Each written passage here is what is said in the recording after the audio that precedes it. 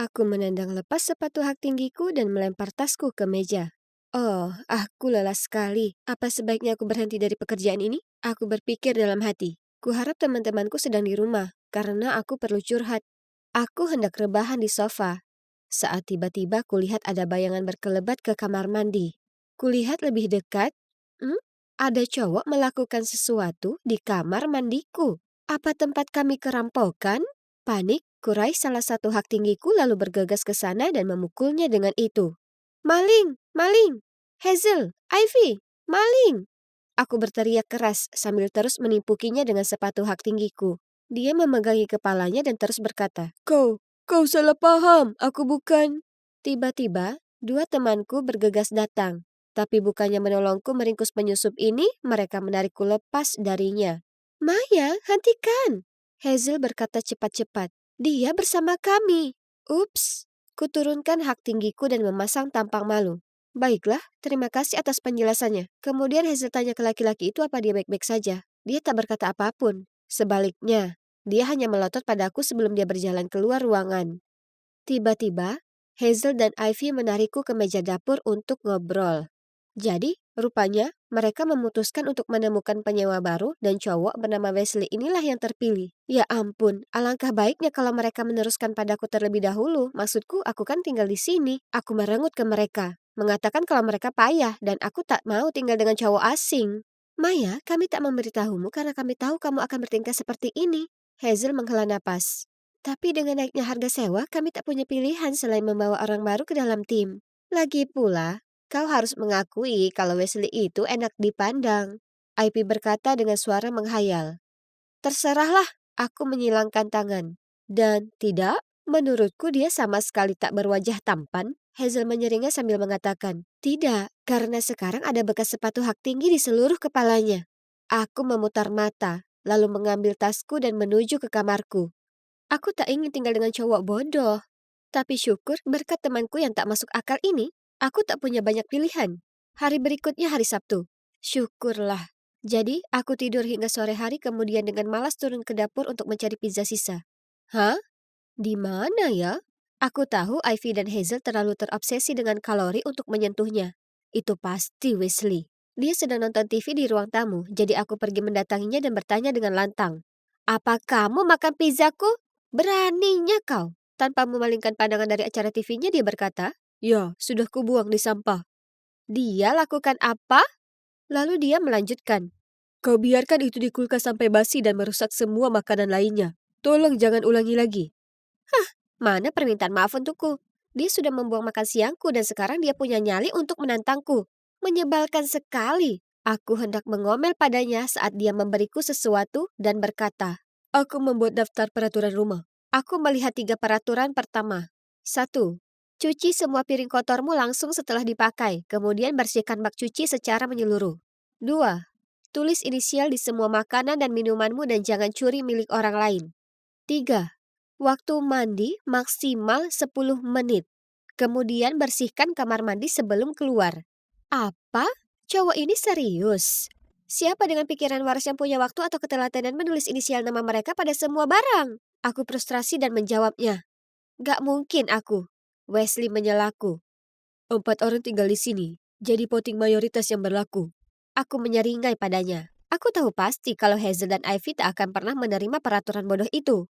Mereka suka gaya hidup berantakan dan instan, bahkan lebih dari aku. Dan Ivy paling tidak habiskan 1 jam di kamar mandi. Jadi, kami semua berkumpul di ruang tamu dan Wesley membagikan peraturannya. Tapi, yang membuatku terkejut, Ivy hanya mengibaskan rambut dan berkata, Oke, Wesley. Dan Hazel mengerlingkan bulu matanya dan berkata, tentu, peraturan ini kelihatannya bagus sekali. Ya ampun, apa yang salah dengan para cewek ini? Dia bahkan tak tampan. Sayangnya, voting teman-temanku yang mabuk kepayang artinya aku kalah suara. Aku tak punya pilihan kecuali mengikuti peraturan konyol Wesley. Aturan membuang sampah sangat membingungkan. Apa salahnya membiarkannya luber? Aku melewatkan slotku jadi Wesley menempelkan memo tempel di pintuku. Mengatakan bahwa sampahnya keluar jam 6 sore hari Selasa dan Kamis. Dan jam 7 malam di hari lainnya. Ini tidak sulit. Weh. Siapa yang bahkan menggunakan memo tempel zaman sekarang dan di umur segini? Dia ini benar-benar payah. Ada lagi, aku punya kotak barang-barang random milikku, seperti jepit rambut, pin, tiket kenang-kenangan, shawl, dan lainnya yang kusimpan di ruang tamu. Tak masalah di mana ku taruh, Wesley menggelengkan kepalanya dan melontarkan ucapan tidak padaku. Yap, kalian bisa tebak. Dia menempelkan pesan lagi di pintuku. Yang ini mengatakan, tak ada barang pribadi yang berantakan di area umum. W. Pada akhirnya, kuletakkan kardus itu di lemariku jadi itu sudah tak ada lagi. Hidup dengan Wesley itu mimpi buruk. Khususnya saat akhirnya aku keluar dari pekerjaanku di firma hukum yang payah itu. Artinya aku harus berada di rumah dengannya hampir sepanjang waktu. Cowok ini terlalu teliti. Jika ada di antara kami yang berani letakkan sesuatu di tempat yang salah, dia akan memelototi kami dan berkata, "Bukan di situ tempatnya." Memangnya kenapa aku tak boleh letakkan remote TV di lengan sofa kalau aku mau? Aku juga bayar sewa. Aku tak ingin tinggal seperti di rumah contoh. Suatu kali aku sedang santai di kamar saat aku menoleh dan melihat Wesley berdiri di sana. Dia melihat-lihat kamarku yang berantakan, menggelengkan kepala, lalu mengambil BH-ku dari lantai. Langsung kusambar dari tangannya, lalu menyembunyikannya. Sungguh memalukan. Hei, kenapa kamarmu berantakan sekali? Dia bergumam, kemudian mendengus sebelum pergi. Bersihkan sekarang. Beraninya dia masuk ke kamarku dan menyuruhku. Aku melangkah keluar ke ruang tamu dan mengkonfrontasi soal itu. Tapi belum sempat kulakukan, aku tercengang melihat Ivy dan Hazel sibuk bersih-bersih. Ivy tersenyum pada Wesley dan berkata, "Tidakkah ini mengkilat?" Lalu Hazel bertanya pada Wesley, "Apa perlu aku pindahkan sesuatu?" Ya ampun, seolah mereka sudah dimantrai sihir atau apa. Kemudian Wesley melihatku dan berkata, "Maya, temanmu sudah memahami pentingnya menjaga kebersihan lingkungan tempat tinggal kita. Jadi, kenapa kau tidak?" Baiklah, jika Wesley ingin aku berubah, maka akan kulakukan. Tapi, bukan dengan cara yang dia harapkan dariku. Sudah saatnya ku bawa kekacauan ini ke tingkat yang lebih tinggi. Mulai kupindahkan barang-barang, lalu kugosok inisial namanya dari kaleng sodanya, dan menuliskan namaku. Lalu aku bersantai sore nonton film di sofa. Tentu saja kakiku naik ke pelapis sofanya. Ya, aku juga menjatuhkan popcorn di mana-mana. Aku tak tahan terkekeh saat ku dengar erangan kesal Wesley dari arah dapur. Kemudian ku dengar kabinet dibanting dan dia muncul di depanku. "Maya, itu milikku." Dia mengambil kaleng soda dari lantai dan memeriksa inisial yang telah diubah. "Dan ini diletakkan pada tatakan di atas meja." Aku tak tahan lagi. Dia menepuk turun kakiku. "Aku akan jadi tukang bersih-bersihmu tapi kau harus bayar untuk itu." "Tentu, Wesley. Jika itu maumu." Aku tersenyum sebelum kulempar sebiji popcorn ke udara dan melewatkannya jatuh ke mulutku dan mendarat di sofa. Dia bergumam dalam hati sambil memungutnya dan berjalan ke tempat sampah. Hei, ini bisa jadi menyenangkan, terutama aku tak berniat membuatnya mudah untuknya. Kutinggalkan sampah bungkus permen di sekitar rumah, menjatuhkan remah-remah di sofa, dan dengan sengaja tak melepas sepatuku di pintu. Jadi ada gumpalan lumpur di mana-mana. Lucu sekali melihatnya beringsut sambil bersih-bersih mengikutiku. Kemudian suatu kali saat aku tahu dia sedang rapat kerja daring, aku menerobos ke kamarnya dan menjatuhkan satu lengan penuh pakaian kotorku di lantainya lalu melarikan diri. Dia sangat marah, tapi tak bisa bergerak sedikit pun karena bosnya sedang berbicara. Lalu tiba-tiba, aku mendapat telepon. Aneh, itu dari pria di firma hukum tempatku kerja. Ternyata mereka kekurangan staf dan memintaku kembali kerja sampai mereka temukan orang lain. Tapi kalian tahu tidak? Aku terlalu muak dengan pekerjaan itu, jadi dengan sopan kutolak tawarannya. Tapi tiba-tiba, dia memakiku dengan kata-kata, "Jangan terlalu percaya diri. Harusnya kau berterima kasih atas tawaran ini. Karena kurasa kau tak akan mampu bertahan sehari pun di luar sana. Kau itu tak punya tanggung jawab, berantakan, dan malas. Selamat menganggur." Dia lalu tutup telepon, meninggalkanku tanpa bisa berkata-kata. Aku merasa buruk. Air mata mengalir membasahi wajahku tanpa henti. Aku minta maaf soal barusan, tapi aku sedang tidak mood sekarang, Wes. Gumamku saat melihat Wesley jalan masuk ke kamar. Mungkin hendak memarahiku soal tumpukan cucian itu, tapi sebaliknya, dia duduk di sampingku, memberi tisu, dan bilang padaku kalau aku mungkin cewek paling berantakan. Tapi aku layak dapatkan lebih dari pekerjaan buruk dan bos brengsek. Percayalah pada diri sendiri, aku tahu kamu bisa lebih dari ini. Dan mungkin jika kau temukan pekerjaan tepat yang membuatmu bersemangat, siapa tahu, kau bahkan bisa jadi cewek paling rapi dan rajin yang pernah ada. Dia menggodaku untuk mencerahkan suasana. Oke, jadi sepertinya Wesley tak terlalu buruk. Setelahnya, kuputuskan untuk berusaha sedikit lebih rapi mulai dari sekarang. Tapi tidak terlalu rapi. Kemudian, dia tempelkan memo di pintuku mengatakan dia tak akan bersih-bersih untukku malam ini, karena dia akan keluar. Aku bertanya pada cewek-cewek di mana Wesley dan mereka terlihat kecewa, karena mereka bilang dia pergi keluar, berdandan dan menyebut soal kencan. Kenapa aku merasa sesak di dada membayangkan Wesley kencan dengan cewek lain? Aku tak mungkin menyukainya, ya kan? Tidak, bagaimana mungkin aku menyukai orang yang seperti itu? Aku nonton film untuk mengabaikan perasaan aneh itu, lalu pergi tidur. Hanya saja ternyata aku tak bisa tidur. Jadi sekitar jam 1 pagi aku pergi mengambil segelas air. Saat itulah dia kembali. Aku bertanya padanya bagaimana kencannya, dan dia terlihat sangat canggung. Bergumam kalau dia cuma seorang teman. Lalu dia menungguku selesai minum supaya bisa mencuci gelasku dan menyimpannya sebelum dia pergi tidur. Oke, itu sangat aneh. Keanehan itu berlanjut sampai minggu depannya. Wesley terus bersih-bersih untukku, tapi dia bahkan tak bisa menatap mataku. Dan kapanpun aku berusaha bicara dengannya, dia mengabaikanku dan bergegas pergi. Kemudian suatu kali saat aku di kamarku, ku dengar langkah kaki dekat pintuku. Aku tahu itu pasti dia dengan memo bodohnya lagi. Jadi, ku dorong pintu untuk melihatnya berdiri di sana dengan wajah memerah. Kemudian berteriak padanya, "Kenapa kau menjauhiku?" Dia merona dan melihat memo yang baru saja dia tempelkan di pintuku. Dengan cepat ku baca, "Maaf selama ini aku menjauhimu. Nyatanya kau ini cewek paling berantakan yang pernah kutemui seumur hidupku, tapi tetap saja aku tak bisa berhenti memikirkanmu. Weh." Apa? Apa dia juga menyukaiku? Ku tarik dia ke kamarku untuk bicarakan ini, tapi dia memperhatikan kesemrawutan itu dan menggelengkan kepalanya. Itu tempatnya bukan di sana. Dia mengisyaratkan mantel yang dilempar ke tempat tidur. Istirahat dulu. Aku memutar mataku sebelum menariknya dekat padaku dan menciumnya. Dan kami bersama sejak itu. Betapapun menyakitkan untuk mengutarakannya, ternyata cewek berantakan ini tak bisa hidup tanpa cowok dengan obsesi bersih-bersih ini. Tapi seperti mereka, hal berlawanan akan menjadi daya tarik. Siapa yang tahu kalau ikatan yang terjalin dari memo dan pizza basi bisa mengarah pada sesuatu. Apa kalian percaya takdir? Ya, aku tak percaya. Aku seorang mahasiswa yang mempelajari keuangan dan perbankan. Jadi, ya, angka adalah keahlianku. Oleh karena itu, aku adalah seorang pemikir yang logis. Apalah itu horoskop dan pertemuan takdir? Tapi, kemudian aku bertemu seseorang. Ngomong-ngomong, aku Kai. Izinkan aku menceritakan kisahku. Semua dimulai pada suatu malam saat belajar. Aku sangat ingin beberapa Cheetos. Jadi aku keluar untuk membelinya. Saat itulah aku melihat seorang cewek meneriaki dua cowok bertubuh besar di taman. Hei kaki besar, jangan buang sampah sembarangan. Ambil sekarang atau aku akan memberimu pelajaran yang bagus. Ya ampun, apakah cewek ini mau mati? Dan apakah dia mabuk? Lalu mereka mendekatinya. Dan salah satu dari mereka bahkan mengangkat tangan seolah hendak memukulnya. Tetapi dia dengan cepat mendorong tangannya yang membuat mereka semakin marah. Sobat, aku tak ingin terlibat. Jadi, aku pura-pura tidak melihat mereka dan pergi. Namun, ketika aku baru beberapa langkah, aku mendengar teriakan. Lalu orang itu berkata, "Astaga, menjijikan!" Aku bisa saja terus berjalan, tapi tidak. Rasa penasaranku menguasaiku. Jadi aku berbalik, dan aku melihat seorang cowok berlumuran muntahan. Cewek itu menunjuk ke arahku dan berkata, "Sayang, ternyata kamu di sana." Lalu dia pingsan. Hah? Aku tidak mengenalnya. Aku menatap mereka tampak bingung. Ketika cowok itu berteriak, "Kenapa kamu masih di sana? Cepat bawa pulang pacar gilamu jika kamu tidak ingin mencicipi tinjuku." Aku sangat takut dan aku bergegas membawa cewek itu pergi.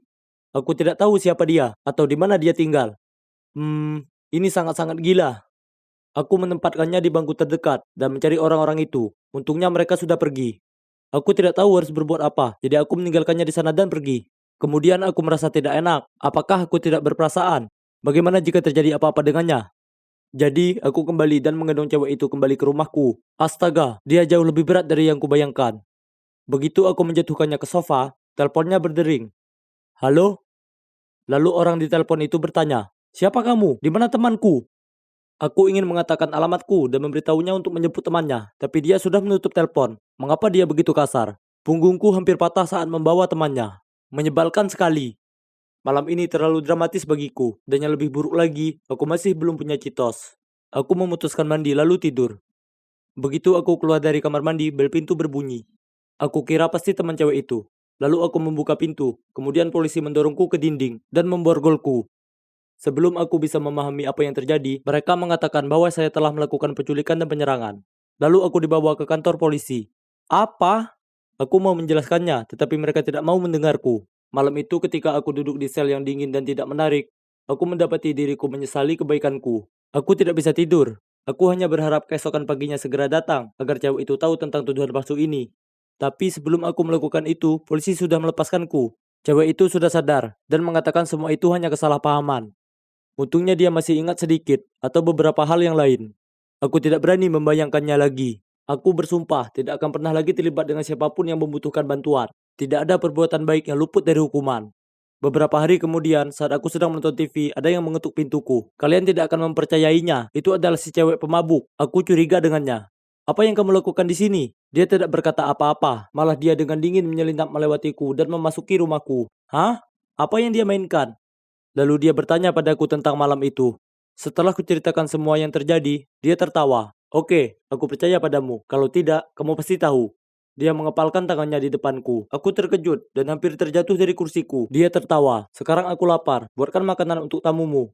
Ada apa dengan cewek ini? Dia begitu lugas dan berani. Aku melirik ke arahnya dan mengatakan tidak. Namun dia melanjutkan. Jika tidak, aku akan melapor ke polisi dan mengubah kesaksianku. Kemudian dia mau pergi. Jadi aku langsung berkata, oke, baiklah. Lalu dengan enggan mencari makanan di lemariku. Ah, percayalah pada spaghetti, kamu tidak pernah mengecewakanku. Jadi aku menyiapkan makanan untuk kami berdua. Saat dia sedang makan, dia berkata, aku Nora, jurusan penulis skenario terbaik di negara ini. Dia mengedipkan mata. Dia berterima kasih pada makanannya, lalu pergi.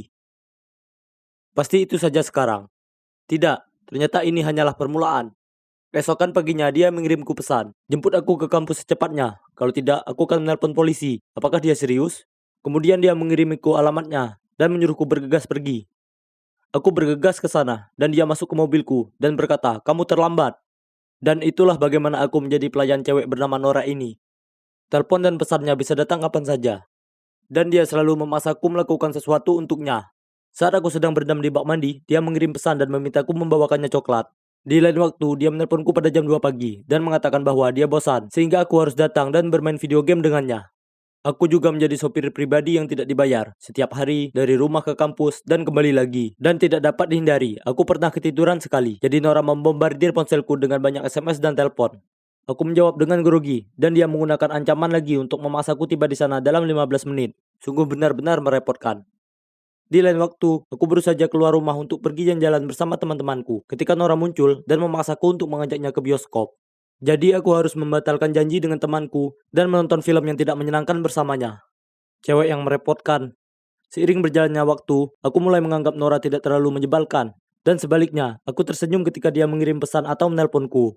Pada hari-hari ketika dia tidak menggangguku, suasana hatiku sepertinya menurun. Apakah aku gila? Maksudku dia manis, sangat spontan, dan tidak ada orang lain yang seperti dia. Tapi tiba-tiba, pesan dan telepon tidak pernah datang lagi. Apakah dia tidak ingin aku ada lagi? Aku merindukan Nora.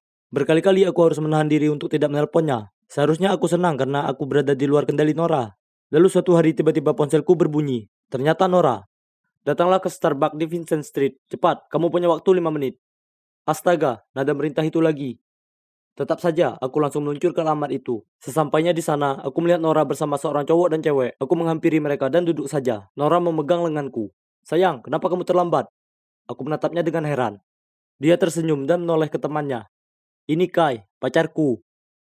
Apa? Apa aku salah? Apa dia baru saja bilang aku pacarnya? Kai, ini mantan sahabatku Kim. Dan pacarnya, Greg. Yang juga mantanku. Canggung kan? Tapi aku memilikimu sekarang, sehingga kita semua bisa menjadi teman. Membaca situasinya, aku menyadari kalau aku harus menerimanya. Jadi aku membelai rambutnya dan berkata, ya pujaan hatiku, apapun yang kamu mau. Kalimat murahanku sepertinya berhasil, keduanya tampak kesal lalu pergi. Jadi aku menoleh ke arah Nora dan tergagap. Apa kamu baru saja mengatakan aku pacarmu? Ya, tidak apa-apa kan? Kalau kamu tidak menyukainya, lupakan saja. Kemudian dia hendak pergi. Aku menarik tangannya dan berkata, ya tentu saja, kedengarannya bagus. Jadi, begitulah cara kami menjadi pasangan resmi. Kami berkencan beberapa kali, dan dia adalah orang yang selalu menuntut. Bukan karena aku menginginkannya dengan cara lain. Lalu suatu kali setelah sebulan berpacaran, Nona menyeretku ke danau angsa di taman terdekat. Dia menatapku lama sekali dan kemudian berkata, Kai, aku akan belajar di luar negeri selama setahun. Aku berangkat besok. Aku melihatnya dengan heran. Kenapa dia tidak memberitahuku lebih awal? Dia melanjutkan, aku rasa aku tidak mau membuatmu sedih, dan aku tidak tahu apakah perasaanmu cukup besar. Jadi tuliskan perasaanmu padaku, dan berikan padaku besok. Malam itu aku dengan hati-hati menuliskan perasaanku kepadanya. Aku masih berharap 1 tahun cinta jarak jauh ini cepat berakhir. Keesokan harinya, aku mengantarnya ke bandara dan menyerahkan suratku kepadanya. Yang mengagetkanku, Nora juga memberiku surat. Aku boleh membacanya saat aku sampai di rumah. Tentu saja aku menurutinya. Lalu membacanya. Begitu aku melewati pintu rumahku, dan wah, aku tidak menyangka. Di dalamnya, Nora mengaku selama ini hanya memanfaatkanku untuk membalas dendam pada mantannya dan melupakannya.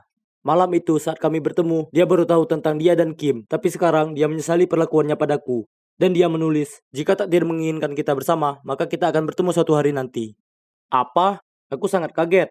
Jadi aku menelponnya untuk memberitahu dia bahwa dia tidak perlu merasa bersalah. Aku terus menelponnya tetapi tidak berhasil. Aku juga menelpon temannya tapi tidak ada yang tahu. Dia menghilang dari semua media sosial dan begitu saja dia menghilang dari hidupku. Aku sangat merindukan Nora dan berharap takdir akan mempertemukanku dengannya suatu hari nanti. Saat aku sedang menonton di YouTube, web drama berjudul Takdirku Milikmu ini menarik perhatianku. Penasaran, aku memutuskan untuk meriksanya, dan aku menyaksikan dengan mata terbelalak saat ceritaku dengan Nora diputar di depanku melalui setiap episode. Ini pasti ditulis oleh Nora, tapi bagaimana dia akan mengakhirinya? Itu berhenti di bagian di mana cewek itu pergi dan memutuskan semua kontrak dengan cowok itu. Pengumuman muncul di layar. Episode final diluncurkan pada jam 9 malam ini. Aku dengan rasa cemas menyaksikan detik demi detik berlalu. Selama episode terakhir, kedua karakter tersebut bertemu di Danau Angsa. Aku punya firasat, jadi tanpa penundaan sedetik pun, aku segera berlari menuju Danau Angsa di taman terdekat. Hatiku berdebar saat melihat seorang cewek berdiri di sana. Itu adalah Nora. Sobat, aku berlari begitu cepat dan memeluknya. Dia balas memelukku lalu berkata, "Aku sedikit gugup kamu tidak mau menonton filmnya." Lalu dia menyeringai. Tapi itu tidak masalah. Aku bisa saja mengirimmu pesan. Datanglah ke Danau Angsa sekarang, dan kamu akan datangkan. Lalu kami berdua tertawa dan terus berpelukan. Begini, takdir mempertemukanku dengan Nora. Lalu orang yang skeptis terhadap logika ini kini sangat percaya pada takdir. Bagaimana dengan kalian? Apakah kalian sudah menemukan takdir kalian?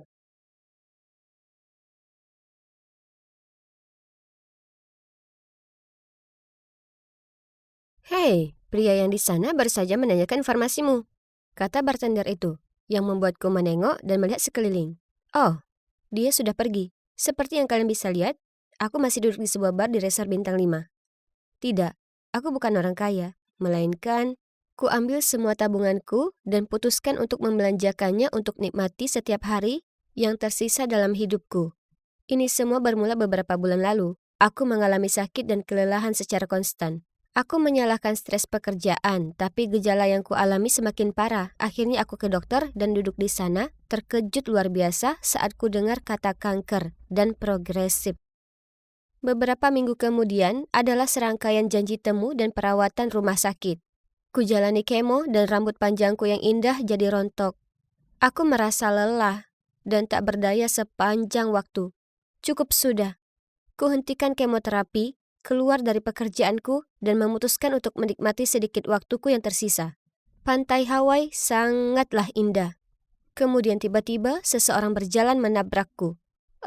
Minumannya membuatku basah. Aku mendengarnya berkata, "Ya Tuhan, aku sangat menyesal."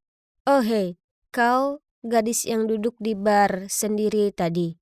Aku mendongak ke atas, dan wah, dia tampan. Aku menggelengkan kepala dan menekankan kalau itu adalah salahku karena tak memperhatikan jalan. Setelahnya dia ikut aku berjalan-jalan dan kami mulai mengobrol. Oh, ngomong-ngomong, namanya Black. Jadi di hari berikutnya aku mengajaknya makan siang.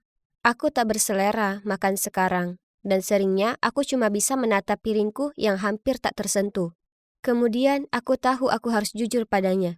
"Hei, Black, aku sangat menyukaimu dan ingin mengenalmu lebih jauh. Tapi aku mengidap kanker dan aku tak punya banyak waktu tersisa." Awalnya ada keheningan yang menyiksa. Tapi kemudian dia meraih tanganku dan apa kalian bisa percaya? Dia bilang dia juga ingin mengenalku. Beberapa minggu berikutnya berada dengannya rasanya ajaib. Kemudian kami kembali ke kota dan lanjut berpacaran. Black sangat baik dan terus mencurahkan kasih sayang padaku. Suatu malam setelah makan malam, Black membawa kami ke atas bukit. Dia bilang dia ingin menunjukkan padaku Orion's Belt, dan itu sangat romantis. Aku tak mau merusak momen itu, tapi ada sesuatu yang harus kukatakan padanya. "Black, aku menemui dokter hari ini. Dia bilang tak ada yang berubah. Meskipun dia tak menyebutkannya, kurasa aku tak punya banyak waktu." Air mata membasahi wajahku. "Aku mengalami waktu terbaik bersamamu, Kurasa aku benar-benar mencintaimu. Tiba-tiba, Black berlutut dengan satu kaki dan bertanya padaku, "Sayangku Lucy, maukah kau menikah denganku? Paling tidak ini yang bisa kulakukan untukmu." Aku tak dapat berkata-kata, jadi aku mengangguk dan kemudian mendekapnya erat di pelukanku. Aku terlalu senang sampai tak bisa menahan diri untuk membagi cerita cinta kami di sosial media. Tak lama, ribuan orang menyukai dan membagikannya, mengatakan kami adalah pasangan inspirasional. Ini sungguh gila, tapi luar biasa. Dukungan mereka membuatku merasa aku bisa kalahkan kankerku, dunia, dan semuanya. Aku mulai memperhatikan Black mendapat banyak perhatian dari gadis-gadis lain. Mereka tahu dia adalah laki-laki yang melamar gadis sekarat itu, jadi mereka tampak berkerumun dan mengaguminya. Kemudian suatu hari saat kami ada di toko gaun pengantin bersama, aku keluar dari ruangan ganti mengenakan gaun indah, merasa bagai seorang putri. Tapi kemudian kulihat Black ngobrol dengan seorang gadis. Dia menyentuh bahu Black, dan aku mendengarnya berkata, "Tunanganmu sangat beruntung memilikimu." Lalu gadis itu maju mendekatinya. "Black," aku memanggilnya. "Sayang, bagaimana penampilanku?" Dia berpaling dari gadis itu dan menatapku. "Ya, indah sekali." Dengan canggung dia tersenyum. Tak bisa tidak aku merasakan tak karuan. Aku tahu dia pria yang menarik, tapi dia akan menikah denganku. Tak menyenangkan sama sekali mendapatinya menggoda orang lain saat aku mengepas baju. Tetap saja, aku berusaha mengesampingkannya, karena aku ingin menikmati sedikit waktu yang kupunya. Pernikahan itu bagai mimpi yang jadi nyata, sungguh hari yang penuh keajaiban. Tepat sebelum bulan madu, aku pergi menemui dokter, yang membuatku sangat terkejut. Dia memberitahuku, "Saya dengan senang menginformasikan pada Anda bahwa Anda dalam masa pemulihan." Ya Tuhanku, aku tak percaya dengan apa yang kudengar. Apa aku membaik? Aku bergegas pulang dan memberitahu Black berita baik ini, hanya saja reaksinya tak seperti yang kubayangkan. Wajahnya langsung berubah, dan pada awalnya dia tak bisa berkata-kata.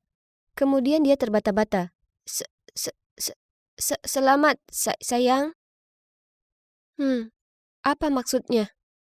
Terlepas dari hal ini, bulan madu kami sungguh luar biasa. Nafsu makanku kembali dan kumanfaatkan sebaik-baiknya. Yam, makanan terasa begitu enak.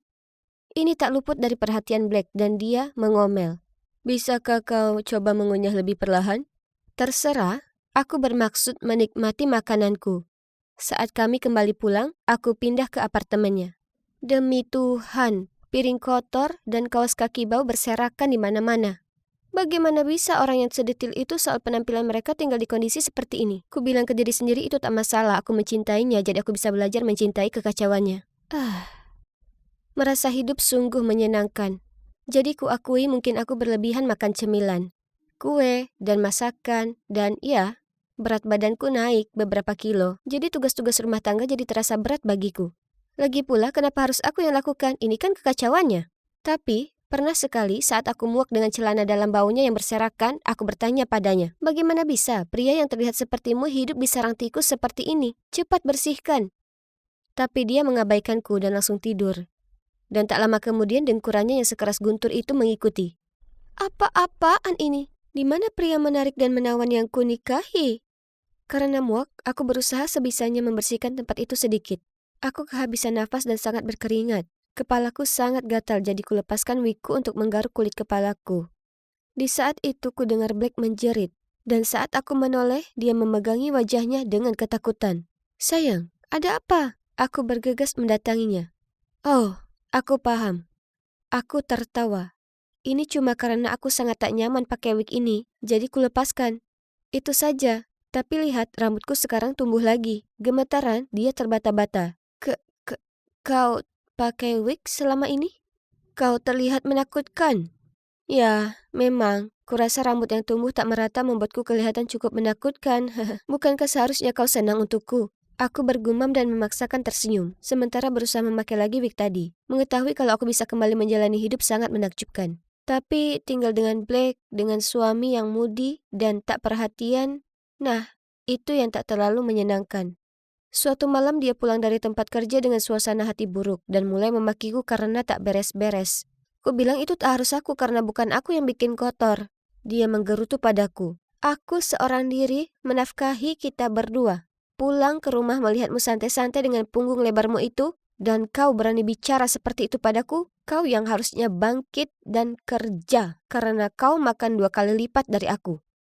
Kata-katanya menyakitkan, jadi dengan mata berkaca-kaca kukatakan padanya, beraninya kau bicara padaku seperti itu. Black hendak mengatakan sesuatu, tapi menahannya, kemudian dia menghela napas. Dengar, aku minta maaf sayang. Aku tahu kau sedang pemulihan. Dengan tajam aku menatapnya dan berkata, aku tak menyiapkan makan malam, jadi ayo kita makan di luar. Aku sedang menikmati ayam ovenku. Rasanya sangat enak sampai sepertinya aku menggigit terlalu banyak dan itu menyangkut di tenggorokanku.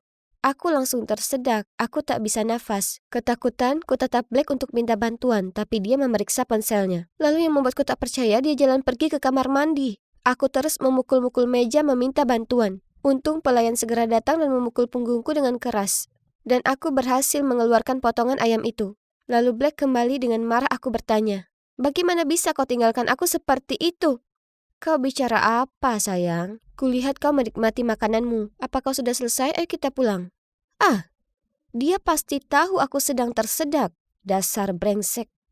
Semua yang pernah kupikirkan dan kuharapkan darinya hancur berantakan. Dia berniat membiarkan aku tersedak sampai mati daripada menolongku. Masalahnya adalah cerita cinta kami sangat terkenal sekarang. Dan meski aku tahu, Black dan aku saling tidak betah bersama. Membayangkan kami berpisah dan diejek semua orang membuatku sangat tidak nyaman. Kurasa aku terjebak dengannya selamanya. Jadi kami terus saling mentolerir satu sama lain. Kemudian suatu malam saat aku sedang nyemil keripik kentang sambil nonton TV, ponselku berbunyi. Itu dari nomor yang asing. Halo, apakah Anda istri Black? Black telah mengalami kecelakaan mobil dan kami butuh Anda untuk segera ke sini. Aku terpaku untuk beberapa saat. Maaf, salah nomor. Lalu menutupnya. Ponselku berbunyi beberapa kali lagi tapi aku tak menjawabnya. Rasa bersalah mulai menghinggapiku, jadi ku ambil tasku dan bergegas ke rumah sakit. Suster menyuruhku menandatangani berkas agar Black bisa mendapatkan operasinya. Dengan pena di tangan, aku meragu. Maaf, di mana bagian donasi organ? Aku bertanya. Suamiku bersedia mendonasikannya jika hal buruk terjadi. Ini bukan waktu yang tepat untuk mengajukan pertanyaan itu. Suster itu membentakku. Tepat pada saat itu orang tua Black bergegas masuk dengan panik. Kuserahkan pada mereka berkas itu dan pergi menyelinap kembali ke apartemen. Setelahnya, aku berpikir panjang dan keras tentang hubungan kami. Awalnya sungguh menggebu-gebu, tapi aku sadar aku sama sekali tak mencintainya dan begitu pun dirinya. Semua keputusan kami dibuat dengan sangat cepat berdasarkan gagasan bahwa aku mungkin akan mati nantinya. Kami sangat keras kepala untuk mengakui kekalahan dan pergi, dan sekarang kami sengsara. Beberapa minggu kemudian, Black pulang di atas kursi roda, dan kami berdua duduk dalam keheningan yang canggung. Kemudian aku memecah suasana. Malam itu, saat aku tersedak di restoran, apa kau sengaja mengacuhkanku? Black menjawabku dengan pertanyaan lain. Apa benar kau ingin mendonasikan organku, bukannya membantuku mendapatkan operasi? Aku menjawab, aku minta maaf. Itu satu-satunya jalan yang bisa dengan cepat kupikirkan untuk keluar dari pernikahan ini. Dia menghela napas. Aku tahu. Aku juga. Kurasa kita begitu mirip, dan itulah kenapa kita tidak berhasil. Dia berhenti sejenak. Kurasa ini waktunya kita mengakhiri ini. Jadi akhirnya, kami berhenti bertahan dengan satu sama lain dan mengajukan perceraian. Orang-orang di sosial media sangat marah dan memposting banyak sekali komentar pedas seperti sangat menginspirasi sebagai pasangan dan menurutku ini menandakan pernikahan palsu. Kuputuskan untuk menutup semua akun onlineku. Pendapat mereka sudah tak ada artinya lagi. Aku punya dukungan keluargaku, itu lebih penting. Yang mengejutkan aku masih berteman dengan Blake. Hei, kami melalui begitu banyak hal bersama dan dia tak sepenuhnya jahat. Aku hanya tak akan pernah mau tinggal bersamanya lagi. Aku bahkan bertemu dengan pacarku yang sekarang ini lewat Blake, karena dia yang mengenalkanku padanya. Lucu sekali kan? Terkadang semuanya tak berjalan sesuai rencana, tapi itu tak masalah. Hidup dalam kebohongan untuk menyelamatkan ego yang telah terluka itu lebih buruk. Oh, ngomong-ngomong, ini rambutku yang asli. Aku sekarang sudah benar-benar sehat. Ingat, kau hanya hidup sekali saja, jadi pastikan kau tak buang-buang waktu berusaha memuaskan orang lain. Dan sebaliknya, terimalah takdir hidupmu. Hai, ini aku, Maxine. Sedang sembunyi di balik semak-semak dan memata-matai seorang cewek. Jangan salah, aku tak naksir padanya. Juga bukan seorang psikopat. Aku hanya membantu temanku Damon. Tapi andai saja aku tahu betapa gilanya situasi ini nantinya, aku tak akan pernah setuju membantunya. Ini semua berawal ketika Damon jatuh cinta pada cewek ini, Sophie. Dia punya pesona misterius yang membuat Damon ingin langsung bicara padanya. Dan dia lakukan itu. Tapi Sophie bahkan tak meliriknya. Dia langsung jalan pergi. Aduh, aku sama sekali tak suka padanya. Dia sangat angkuh. Tapi Damon tak menyerah begitu saja. Dia coba berbagai macam cara untuk dapatkan perhatiannya. Bahkan menunggu bus bersamanya padahal dia punya mobil. Tapi tak satu pun berhasil. Dan ini membuatnya putus asa.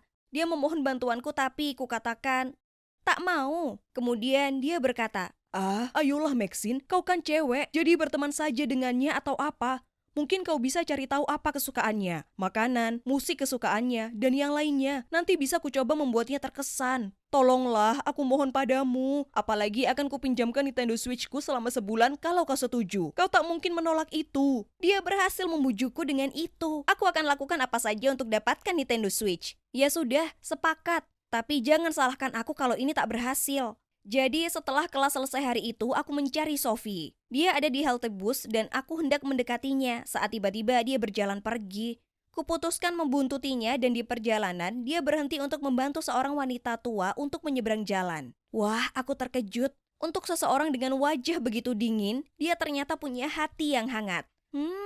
Mungkin dia memang tak terlalu buruk. Setelahnya dia mulai jalan ke arah taman dan saat itu suasana mulai makin gelap. Sedang apa dia?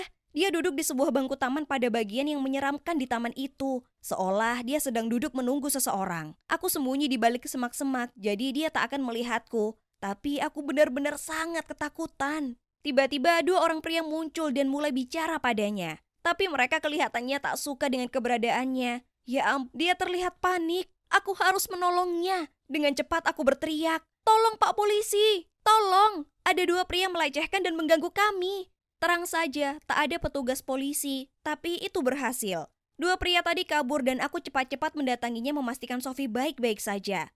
Dia terkejut melihatku, tapi kemudian dia memelukku dan berterima kasih sudah menolongnya. Seluruh badannya gemetaran, dia pasti sangat ketakutan. Aku jalan dengannya kembali ke asrama kami. Dia memberitahuku kalau dia suka datang ke taman di malam hari karena itu sangat menenangkan. Kukatakan padanya itu sudah jelas berbahaya dan mungkin sebaiknya dia tak kesana lagi sendirian. Kemudian kami bertukar nomor telepon dan setelahnya kami jadi cukup dekat sampai beberapa hari kemudian kukatakan padanya kalau Damon sangat naksir padanya dan menanyakan apa mungkin dia mau kencan dengannya. Tapi dia hanya menggelengkan kepalanya dan mengatakan dia belum siap. Matanya tampak sedih, jadi aku tak memaksanya lebih lanjut. Mungkin dia baru saja mengalami putus cinta yang berat. Aku tak bertanya lagi padanya. Tapi suatu malam aku sedang menuju ke asramanya untuk nonton bareng saat ku dengar dua orang berkelahi. Itu adalah Sophie dan seorang cowok. Dan Sophie menangis. Sepertinya cowok itu akan memukulnya. Jadi aku lari mendekat dan berkata, "Hei, kau kira apa yang sedang kau lakukan? Tinggalkan dia sendiri atau aku akan menelpon polisi." Dia hanya tertawa padaku dan mengatakan pada Sophie, "Kita belum selesai." Lalu dia segera pergi. Aku bertanya pada Sophie apa dia baik-baik saja dan siapa cowok tadi.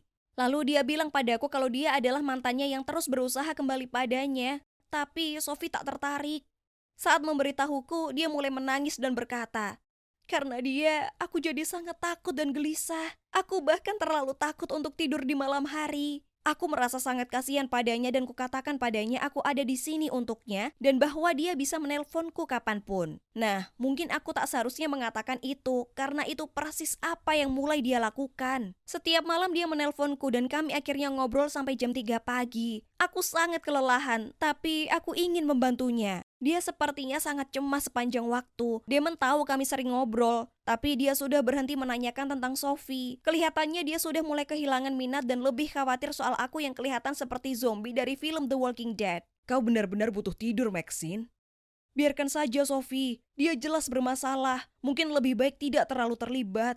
Lebih mudah dikatakan daripada dijalani." Tapi malam itu kuputuskan untuk tak menjawab teleponnya. Aku tidur lebih awal dan saat aku bangun esok paginya, kudapati 20 panggilan tak terjawab dan 50 pesan darinya. Ya ampun, beberapa dari pesan itu mengatakan dia sangat kesepian dan aku sudah mencampakannya. Kemudian ada satu yang mengatakan, "Kalau kau tak mengangkat teleponnya, aku akan mengakhiri hidupku." Oke, ini gila. Aku langsung menelponnya, tapi dia tak mau angkat. Aku bergegas ke asramanya tapi tak ada seorang pun yang menjawab. Aku panik saat itu lalu menggedor pintu, menjerit, "Sofi, buka pintu sialan ini." Tapi tetap saja tak ada jawaban. Aku sangat takut dia sudah melakukan hal buruk. Jadi ku minta beberapa siswa membantuku mendobrak pintu. Dan saat itulah dia membuka pintunya. Aku tak pernah begitu senang melihat seseorang dalam keadaan hidup. Aku lari memeluknya, tapi dia terlihat sangat kesal. "Sedang apa kau di sini? Kau membuat keributan," katanya.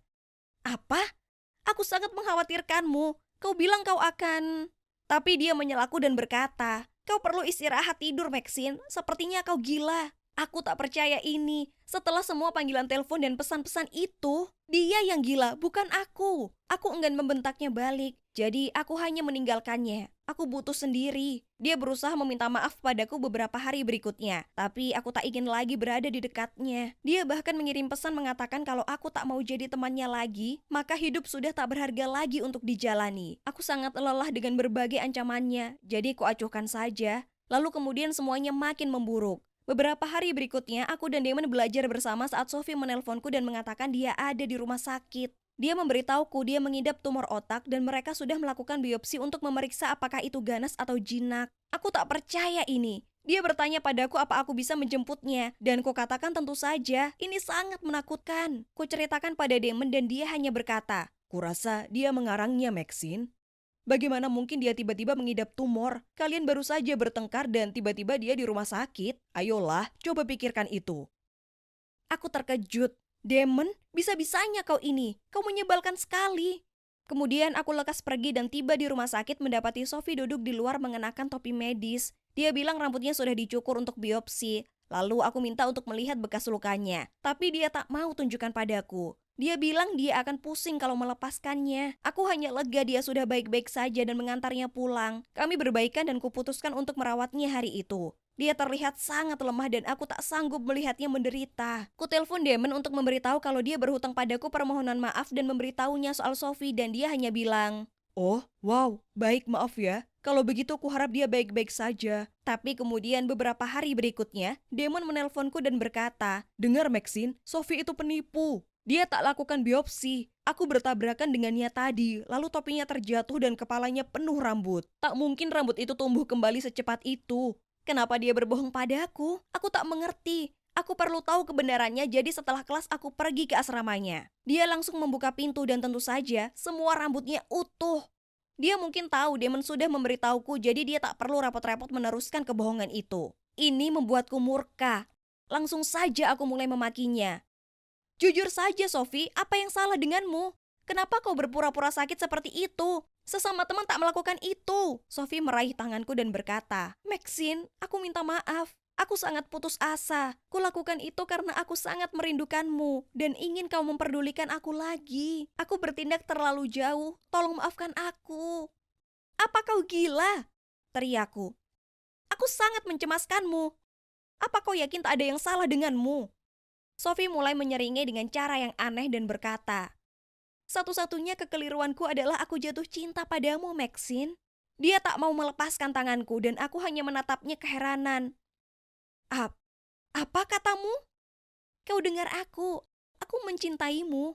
Kemudian dia mulai tertawa seperti maniak dan berkata, "Aku sudah mencintaimu sejak hari pertama kita bertemu. Aku tahu kau membuntutiku, jadi aku pura-pura berada dalam bahaya supaya kau datang dan menyelamatkanku. Bahkan mantan pacarku itu palsu. Dia hanya salah satu temanku yang berpura-pura. Apa kau tak bisa lihat? Aku bersedia lakukan apa saja untuk mendapatkan perhatianmu. Jika itu bukan cinta, apalagi? Ini tak mungkin terjadi." Aku berusaha tetap tenang sebisa mungkin dan mengatakan, "Dengar Sophie, aku tersanjung. Sungguh aku merasa begitu. Tapi aku ini normal. Aku hanya menganggapmu sebatas teman saja, oke?" Tapi Sophie tak mau menyerah. Dia mencengkram tanganku lagi dan berkata, "Bagaimana kau bisa tahu itu? Kau bahkan belum berusaha mencintaiku. Beri saja aku satu kesempatan dan akan kutunjukkan padamu bagaimana cinta sejati itu sebenarnya." Aku berusaha melepaskan tangannya, tapi itu mustahil. Sophie mulai menggenggam tanganku makin erat sampai rasanya mulai sakit. Dia memandang mataku dan ya Tuhan,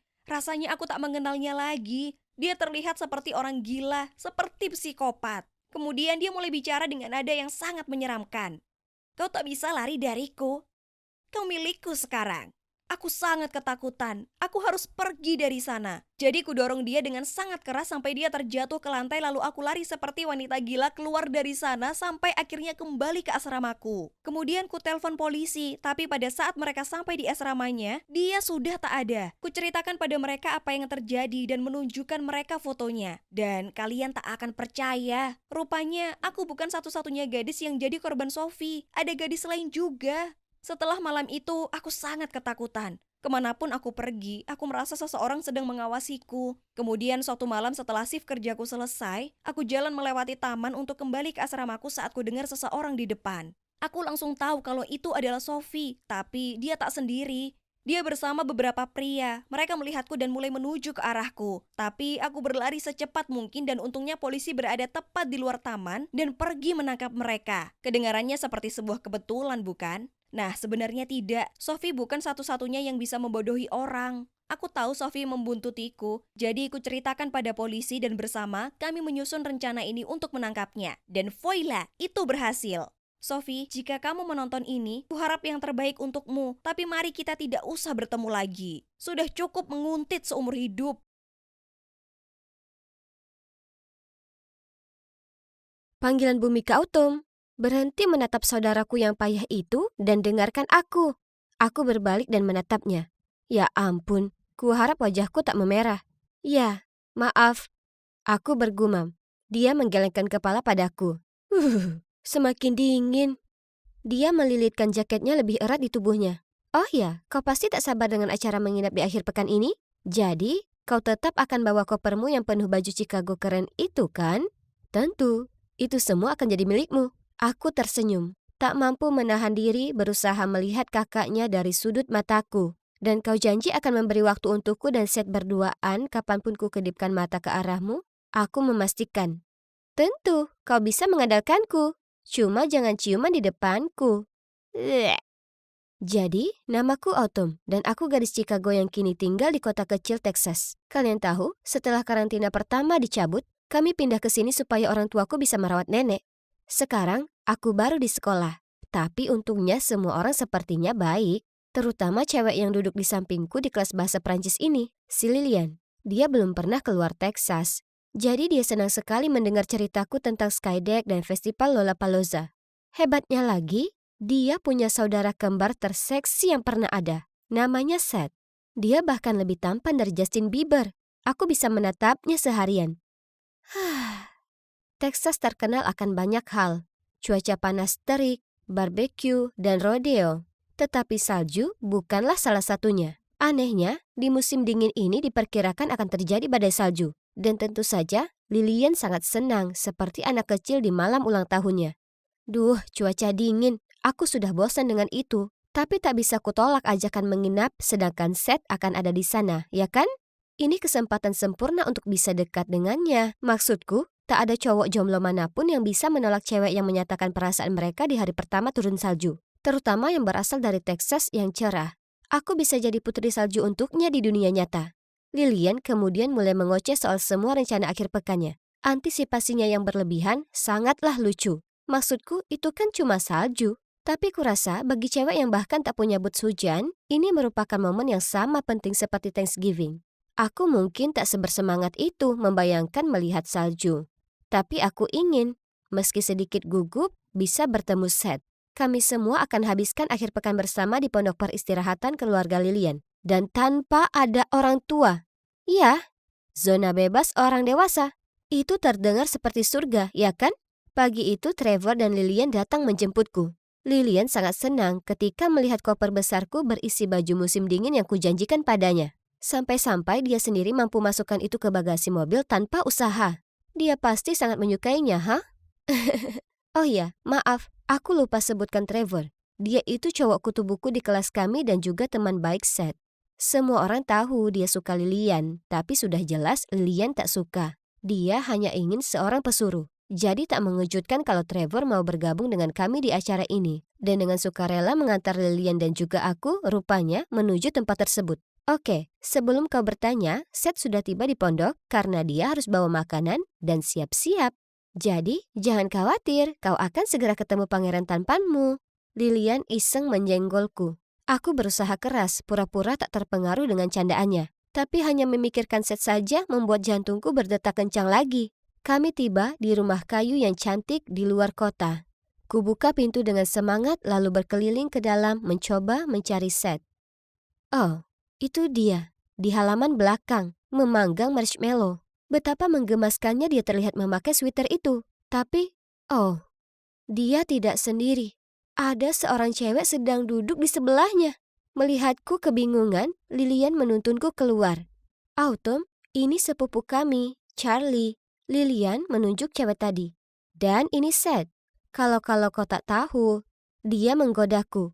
Yesus, Lilian, tetaplah tenang. Dia membuatku memerah seperti tomat lagi. Kemudian dia berkedip padaku dan menyuruh kami berdua masuk untuk siapkan minuman dan salad. Sementara dia dan Trevor mengurus barbeque. Kami pun melakukannya. Setelahnya aku bahkan membantu Seth mendekor ruangan itu dengan lampu berkelap-kelip. Romantis bukan? Ya, semestinya begitu kalau tak ada Charlie di sana. Dia tak mau tinggalkan Seth sendiri sebentar saja. Dia tak membantu. Dia cuma duduk di sana mengecat kukunya. Ya ampun, apa dia tak mengerti? Jadi, saat Seth pergi ke kamar mandi, aku mendatanginya. Dan sambil memaksakan senyum aku berkata, "Hei, di sini membosankan. Kenapa kau tak di luar saja?" "Enggak aku tak apa-apa." Dia perhatikan kuku-kukunya yang baru dicat. "Lilian perlu privasi dengan temannya. Lagi pula, Seth tak nyaman berada dengan orang asing." "Apa? Aku pergi ke sekolah yang sama dengannya. Jadi aku ini bukan orang asing. Cewek ini mengacaukan rencanaku." Tidak. Dia mengacaukan hidupku. Sejauh ini, malamku tak berjalan persis seperti rencana. Selain Charlie tak biarkan aku dekat-dekat dengan Seth, dia juga bersikap aneh di dekatnya. Diambilnya roti burger milik Seth dan menuangkan saus di atasnya. Ya ampun, memangnya dia itu siapa? Ibunya? Kemudian ada Trevor, yang terlihat benar-benar mematung saat Lilian berpegangan ke lengannya karena diserang serangga. Kukira Trevor menyukainya. Terserahlah. Aku perlu waktu sendirian bersama Seth. Jadi aku mengedip ke Lilian, tapi dia hanya menatapku dengan tatapan kosong. Aku berusaha menendang kakinya di bawah meja, tapi dia menjauhkan kakinya dan sepertinya masih tak sadar. Aku tak tahan lagi, jadi aku masuk ke dalam untuk membuat coklat panas. Ku dengar langkah kaki di belakangku. Mengira itu Seth, aku berbalik siap untuk merayu. Tapi, itu cuma Trevor. Saat kau kembali ke Lilian manismu itu, tolong bilang kalau aku ini tak kelilipan. Justru, aku berusaha kontak mata dengannya. Trevor bergumam. Katakan sendiri saja, dia bukan Lilianku. Aku kesini untuk alasan lain. Hei, kenapa kau jadi tiba-tiba menggerutu? Ya ampun, aku cuma bercanda. Dia diam sejenak sebelum akhirnya mengatakan, Autumn, aku menyukaimu. Tapi Lilian baru saja memberitahuku kau suka Seth. Jadi aku tak bisa menunggu. Bingung, aku menjawab. Tunggu dulu. Jadi kau memberitahuku kalau kau suka padaku, bukan Lilian? Ya, tapi rencanamu dengan Seth tak akan berhasil. Cukup, aku tak menyukaimu. Sekarang tinggalkan aku sendiri. Aku segera pergi. Bersiap membuat cowok yang sebenarnya kusukai terkesan. Bukannya buang-buang waktu dengan kutu buku ini. Suara Lilian di luar menghentikanku. Kau ini mikir apa sih? Kenapa kau cium Charlie? Dia itu harusnya jadi sepupu kita. Tapi kan dia bukan. Lagian tenang saja. Autumn toh tak ada di sini. Seth mengangkat bahu. Dia bisa keluar kapan saja. Kita sudah sepakat. Jangan kacaukan ini. Kalau tidak, aku mau uangku kembali. Apa-apaan? Kurasakan amarah bergejolak dalam diriku. Aku cukup yakin ada asap mengepul dari telingaku. Aku hendak keluar ke sana melabrak mereka saat ada tangan menarikku, masuk lagi. Aku berusaha memberitahumu tapi kau tak mau dengar. Lilian itu mempermainkanmu hanya demi koper baju Chicagomu. Dia sangat suka itu. Dan Seth pacaran dengan Charlie. Mereka berdua bagian dari rencana Lilian. Dia sudah membayar mereka. Wah, ini menyakitkan. Di sanalah aku mengira aku punya teman baru yang hebat. Dan calon pacar baru. Tapi itu semua hanya tipuan. Dan demi apa? Sebuah koper berisi beberapa mantel indah di dalamnya? Aku sedang pertimbangkan apa selanjutnya saat ponselku berbunyi. Itu info cuaca. Ternyata, badai salju diramalkan datang lebih cepat dan jauh lebih buruk dari yang diperkirakan sebelumnya. Kemudian semua ponsel kami mulai berbunyi. Itu dari orang tua kami. Mereka menyuruh kami tetap di dalam apapun yang terjadi dan memastikan kami menutup semua pintu dan jendela. Badai segera datang dengan penuh amarah. Awalnya, yang lain tampak terpesona menatap kepingan salju di luar jendela.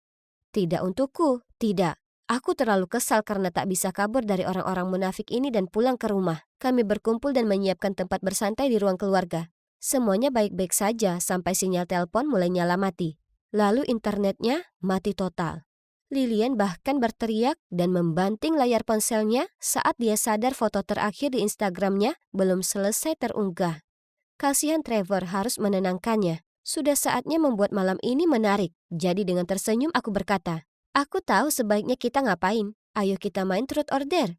Kemudian aku memeluk Seth dan dengan nada lembut berkata, "Seth, badainya benar-benar membuatku takut." Dia memandang canggung tapi membalas, "Tak apa, aku akan menjagamu." Kemudian dia melingkarkan lengannya padaku. Aku melihat ke arah Charlie. Dia tampaknya tak terganggu. Hah? Itu aneh sekali. Jadi, saat tiba giliranku menanyakan ke Charlie suatu kebenaran, ku dengar Lilian mendapat luka di lututnya saat liburan keluarga. Bisa kau beritahu kami cerita itu? Lilian kebingungan. Ya ampun, Autumn, pertanyaanmu payah sekali. Kau menyia-nyiakan giliranmu. Charlie awalnya tampak terkejut, tapi kemudian segera menenangkan diri, tertawa dan berkata, "Ya, Lilian itu ceroboh dan sering sekali tersandung. Saat itu kami anak kecil lomba skuter, tapi nona kompetitif ini terlalu berlebihan dan akhirnya jatuh tersungkur ke tanah." Oke, jadi dia tak terpancing, tapi juga tidak benar-benar menjawab pertanyaannya. Kita lihat seberapa lama kau bisa pertahankan kepalsuan itu. Ketika malam terus bergulir, semua tampak bersenang-senang, tapi tidak denganku. Aku masih merasa kecewa dengan semua situasi ini. Aku dibuat seperti orang bodoh tak hanya oleh temanku, tapi juga gebetanku. Dan juga cewek yang konyol. Yang menjengkelkan adalah, kalau saja Lilian minta langsung padaku, pasti akan kuperbolehkan dia menyimpan apapun yang dia mau, karena kupikir kami ini teman. Lilian mulai menguap, lalu memberitahu kalau dia akan tidur. Tak mungkin aku berbagi kamar dengan pengkhianat itu, dan juga saingan percintaanku. Tidak, terima kasih. Jadi, aku tak mau beranjak. Tapi, di mana kau akan tidur? Jangan konyol, Autumn. Ya, ayolah. Kau akan membeku kedinginan di sini. Aku tak masalah, pergi saja. Aku ini cewek Chicago, ingat? Apa kalian sebut ini badai? Tolonglah. Aku sudah alami musim panas yang lebih dingin dari ini. Aku menyeringai. Tapi mereka terus saja memaksa. Usaha yang bagus. Sekolah kalian ini sungguh peduli. Harus kuberi pujian akting mereka. Kalau begitu paling tidak ayo kita ambilkan untukmu baju yang lebih hangat. Aku setuju. Tapi kopernya masih ada di mobil Trevor. Aku punya ide. Dia mengedip padaku, lalu berteriak ke koridor. Seth, bisa tolong ambilkan baju musim dingin Autumn di mobil Trevor? Apakah waras? Di luar sana membeku dan gelap gulita. Kalian cewek-cewek ini menjengkelkan sekali. Akhirnya, Lilian dan Charlie menyerah berusaha membujukku dan melemparkan selimut padaku. Akhirnya, sendiri saja dari para manusia palsu itu, aku meringkuk di sofa dan menghela napas panjang untuk tidur. Hanya saja, setengah jam kemudian, aku masih berguling-guling.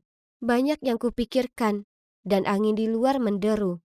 Saat itu kuapit kepalaku di antara kakiku, berusaha mempertahankan panas tubuhku. Ya ampun, pastinya ini semakin dingin. Kemudian tiba-tiba, ku dengar 3 ketukan berturut-turut di pintu. Rasa merinding menjalar ke seluruh tubuhku. Aku pasti salah dengar, ya kan? Aku menahan napas untuk mendengarkan. Lalu ada 3 ketukan lagi. Oh, ya ampun. Siapa kira-kira itu di jam seperti ini? Dan di kondisi begini? Aku baru saja menyelesaikan sip kerjaku dan sedang berjalan keluar dari kedai kopi untuk pulang. Ketika tiba-tiba aku mendengar suara berkata, "Hai, apa kamu Catherine Mill?" Apalagi? Aku sudah capek. Dengan enggan aku berbalik ke arah pemandangan yang hampir membuatku terlonjak. Berdiri di depanku adalah seorang gadis dengan wajah persis seperti milikku. Siapa? Siapa kamu? Aku tergagap. Aku merasa seperti sedang melihat sesuatu. Dia tersenyum padaku dan berkata, "Aku Tracy. Apakah dompet ini milikmu?" Oh, wow, kamu menemukannya. Aku menjatuhkannya di pertandingan bisbol Seattle Mariners. Aku tidak pernah berpikir aku akan melihatnya lagi. Benar. Kita bertemu di sana. Lalu Tracy mengeluarkan topi dan memakainya. Tunggu dulu. Topi itu kelihatan familiar. Begitu pula senyumannya. Apa kamu orang yang tidak sengaja kutabrak di stadion? Saat itu pasti aku menjatuhkan dompetku. Aku terlalu terburu-buru untuk mencapai tempat dudukku hingga aku menabrak Tracy. Saat itu dia memakai topi itu, dan yang kulihat hanyalah senyumannya. Tapi sekarang melihatnya berdiri di sini, rasanya seperti melihat ke cermin. Aku terus menatapnya saat dia berkata, "Ya, itu aku. Sebenarnya aku datang mencarimu bukan cuma untuk mengembalikan dompetmu, tapi karena aku butuh bantuan. Bisakah kita ngobrol sebentar?" Tentu. Ayo kembali ke dalam kafe. Bantuan apa yang mungkin dia inginkan? Ya, aku ingin mencari tahu. Catherine, aku akan mengatakannya secara langsung. Kita sangat mirip, ya kan? Aku ragu-ragu untuk berbicara, tapi aku tahu persis apa yang dia bicarakan. Dia kemudian melanjutkan. Maksudku, lihat kita. Kamu pada dasarnya adalah kembaranku. Karena itu, aku ingin meminta sesuatu. Kathy, aku berharap kamu menyamar sebagai aku. Aku akan membayarmu tentu saja. Aku akan membayarmu banyak. Sebelum aku sempat menjawab, Tracy memberikanku sebuah amplop dan menunjukkan foto beberapa orang yang berpenampilan sangat mewah. "Ini keluargaku," katanya. "Tunggu, apa? Ternyata mereka adalah bangsawan atau sejenisnya. Kakeknya pernah menjadi Earl di Inggris dan kemudian mereka pindah ke sini ke Washington. Mereka adalah apa yang kalian sebut sebagai keluarga bangsawan. Jadi, ya, sangat kaya. Pasti menyenangkan pikirku. Namun, hal itu membuat Tracy tercekik dan semua tugas yang timbul karena berasal dari keluarga bangsawan membuatnya gila. Ditambah lagi satu masalah kecil lainnya. Dia jatuh cinta dengan seorang pria yang pasti tidak akan disetujui oleh keluarganya karena dia berasal dari keluarga normal. Orang tuanya telah menjodohkannya dengan putra salah satu CEO terkaya di negara itu. Dan itulah yang membawa kita ke sini sekarang. Dia ingin memperkerjakanku untuk berpura-pura menjadi dirinya sehingga dia bisa bersama kekasihnya tanpa masalah. Aku tercengang. Bagaimana jika seseorang mengetahuinya? Aku bergumam dan mengembalikan amplop itu ke tangannya, mengatakan bahwa itu terlalu banyak uang. Tapi Tracy hanya tertawa. "Oh, ini baru pembayaran awal. Kamu akan mendapatkan lebih banyak lagi. Tolong, aku mohon padamu. Coba pikirkan hal ini." Lalu dia menatapku dengan kesedihan dalam di matanya. Aku benar-benar merasa kasihan padanya. Tapi aku butuh waktu, dan akan lebih baik jika aku meminta pendapat ibuku mengenai hal ini terlebih dahulu. Sejak aku masih kecil, aku selalu membicarakan banyak hal dengannya. Dialah satu-satunya keluarga yang aku punya, dan satu-satunya keluarga yang bisa aku percayai dan andalkan. Ibu pasti tahu apa yang harus dilakukan. Saat aku sampai di rumah, aku menemukan ibuku menunggu di meja. Kami makan malam bersama dalam diam karena aku hampir tidak bisa fokus. Dia tahu ada sesuatu yang sedang terjadi. "Sayang, apa yang terjadi di tempat kerja?" Aku ragu-ragu, lalu menyerahkan foto keluarga Tracy padanya. Ibuku, seperti yang bisa kalian tebak, terkejut melihat betapa miripnya Tracy denganku. Jadi aku memberitahunya apa yang terjadi sebelumnya. Aku menjelaskan bahwa dia menawariku banyak uang untuk meniru dirinya. Tapi itu terasa berisiko. Aku berasumsi ibuku akan sangat menentang hal itu. Tapi yang dia katakan membuatku terkejut. Malang sekali gadis itu. Memang benar orang selalu mengatakan bahwa menjadi terlalu kaya tidak semenyenangkan kelihatannya. Tapi hey, sedikit uang ekstra di dompetmu tidak ada salahnya. Maksudku, kamu bisa pakai untuk membiayai latihan vokalmu. Dan pada saat yang sama, kamu akan membantu Tracy agar dia bisa bersama cinta sejatinya. Ya, menjadi penyanyi adalah impianku sejak lama. Tapi karena kesulitan uang, aku harus mengesampingkan cita-cita itu. Ibu benar. Inilah kesempatanku. Aku harus mengambilnya. Jadi aku menelpon Tracy untuk menandatangani kesepakatan. Dia sangat gembira tentang hal itu. Dan kami berencana bertemu keesokan harinya untuk mulai bersiap. Aku pikir aku hanya perlu mempelajari semua hal favoritnya dan mungkin meminjam beberapa pakaiannya agar aku tidak ketahuan. Tapi tidak, ada lebih dari itu. Sebagai permulaan, aku harus mengambil kelas tata krama. Apa kalian bisa percaya? Hari pertama, aku mendapat pelajaran cara berjalan yang benar. Mereka menaruh buku di kepalaku untuk memperbaiki postur tubuhku. Dan kemudian datanglah pelajaran elokusi untuk mengajariku bagaimana berbicara lebih jelas. Serius, apa ini semacam buku harian putri atau apa? Tapi bagian terbaiknya adalah lemari pakaiannya. Wow, pakaiannya sangat menarik. Nah, itulah yang memberiku dorongan untuk terjun ke kehidupan kerajaan sekarang. Semuanya berjalan baik sampai kami duduk untuk membahas semua hal yang kami suka dan tidak suka. Ketidaksukaannya mencapai sekitar 1 mil panjangnya. Ya ampun, Tracy adalah gadis yang cerewet. Maksudku, siapa yang tidak suka pizza? Aku pada dasarnya hidup dari barang-barang itu. Ditambah lagi, dia adalah seorang vegan, bebas gluten, dan memiliki alergi kacang. Apa yang dia makan selama ini? Namun, terlepas dari itu, kami berhasil melewati minggu ini. Setiap pagi aku mengikuti kelas tata krama, yang sekarang mudah sekali. Aku benar-benar bisa melakukannya sebagai gadis kelas atas. Dan kemudian di sore hari aku ngobrol dengan Tracy dan mempelajari semua yang aku bisa tentang dia. Pada akhir minggu, kami telah menyiapkan segalanya dan siap untuk pertukaran.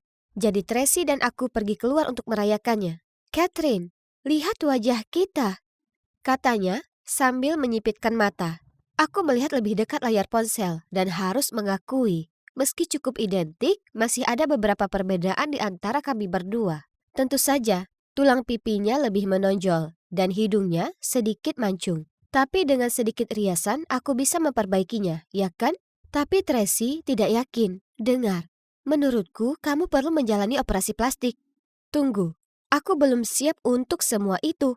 Tapi kalau dipikir-pikir lagi, aku rasa itu tidak masalah karena itu hanya akan membuatku lebih cantik. Dan itu akan sangat membantu karir menyanyiku. Jadi, aku menjalani operasi. Tidak hanya hidung dan tulang pipi yang diperbaiki, tetapi mereka juga menambahkan tanda lahir di bahuku agar sama dengan yang dimiliki Tracy. Aku tampak seperti mumi Mesir dengan semua perban. Keluar dari ruang operasi. Tapi ketika tiba saatnya untuk melepasnya, aku kagum.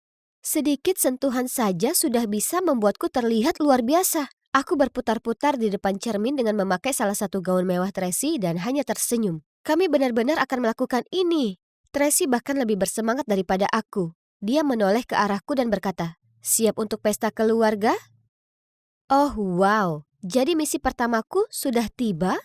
Aku dengan gugup melihat ke arah Tracy dan dia hanya terkikik dan berkata, "Oh, jangan gugup, ini hanya pesta ulang tahun bayi sepupuku yang pertama. Bukan masalah besar, meski seluruh keluarga Thomas akan hadir di sana.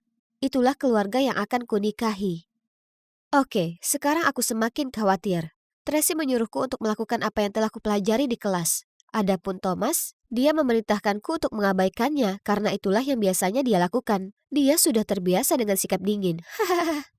Nah, saat aku tiba di pesta itu, aku merasa sangat kewalahan. Aku tidak bisa mempercayai mataku. Rumah sepupunya pada dasarnya adalah sebuah istana dengan kepala pelayan dan tangga besar saat kalian masuk. Seperti di film, aku hampir harus mencubit diri sendiri bahwa aku ada di sana. Saat aku masuk, salah satu kepala pelayan memintaku untuk mengikutinya ke ruang perjamuan. Ruang perjamuan? Gila sekali. Ada lampu gantung kristal yang tergantung di setiap bagian langit-langit. Dan ruangan itu tampak seperti terbuat dari emas. Aku melihat ayah Tracy berdiri di tengah ruangan bersama pasangan muda dan seorang bayi. Itu pasti sepupu Tracy, dan bayinya jelas menjadi alasan diadakan pesta gila ini. Aku menarik napas dalam-dalam, menenangkan diri dan berjalan ke arah mereka seperti yang diajarkan guru tata kramaku. Aku menyapa mereka dengan santai, dan sepertinya tidak ada yang merasakan sesuatu yang aneh. Bahkan ayah Tracy pun tidak. Namun, aku masih takut seseorang akan menyadarinya. Jadi, aku mengambil segelas minuman dan berdiri di sudut agar aman. Saat aku sedang mengutak-ngatik gelas dan berusaha untuk tidak melakukan kontak mata dengan siapapun, seorang pria mendatangiku dan mendentingkan gelasku. Oh boy, pria paling keren dan paling tampan yang pernah ada berdiri di sana sambil tersenyum ke arahku. Aku balas tersenyum padanya dengan sopan, berusaha untuk tidak tersipu malu dan kemudian aku sadar. Bukankah dia Thomas dan Tracy, pasangan yang bahagia? Tiba-tiba aku mendengar ayah Tracy dari jarak beberapa meter, berbicara ke arah kami. "Kalian berdua kelihatan serasi bersama. Bersikaplah baik padanya sekarang, Tracy, ya kan?" Yap, itu Thomas, tunangan yang sama sekali tidak disukai Tracy. Oke, jadi aku harus bersikap dingin terhadapnya. Kalau tidak, aku akan merusak segalanya untuk Tracy. Tapi sialnya, dia sangat tampan. Aku segera berjalan menuju meja pencuci mulut dan mulai mengisi mukaku dengan kue almond. Apa saja untuk mengalihkan perhatianku dari Thomas. Saat aku mengambil yang ketiga, aku mendengar Thomas berteriak. Dan saat berikutnya dia berlari ke arahku sambil berteriak, "Tracy, taruh! Ada kacang di dalamnya!" Aku menjatuhkan kue itu karena kaget. Benar, aku seharusnya alergi terhadap camilan lezat ini. Aku benar-benar lupa itu. Astaga. Aku berbalik dan melihat semua mata tertuju padaku. Ini adalah sebuah bencana. Aku seperti rusa di bawah lampu depan. Tidak tahu harus berbuat apa lagi. Aku pura-pura pingsan. Thomas segera membawaku ke suatu tempat sementara yang lain memanggil dokter keluarga. Aku hanya mengintip ketika aku merasa seperti dibaringkan di tempat tidur. Dan wow, bahkan kamar tamu mereka pun cantik. Namun dokter segera melakukan pemeriksaan dan mengatakan bahwa aku baik-baik saja. Ya, tentu saja. Kemudian Thomas bergegas mendekat, memegang tanganku dan terus berkata, "Syukurlah kamu baik-baik saja, sayang." Sungguh, kenapa Tracy tidak menyukainya? Dia sangat manis. Dia menatapku dengan penuh kasih sayang. Tunggu, ke Tracy sebenarnya. Oh tidak, ini jadi aneh. Sepertinya aku memulai misi ini dengan langkah yang salah. Tapi kejadian pertama itu benar-benar membantuku menjadi lebih berhati-hati sehingga aku menjadi lebih baik dan lebih baik lagi dalam memerankan Tracy. Aku seperti agen rahasia yang akan dipanggil saat bertugas kapan saja. Kadang-kadang aku sebagai seorang putri, di lain waktu aku akan menunggu meja. Hidupku semakin sibuk, namun dalam beberapa hal jauh lebih menyenangkan. Lalu suatu hari, Tracy tiba-tiba muncul di depan rumahku, terlihat sangat berbunga-bunga. Aneh sekali.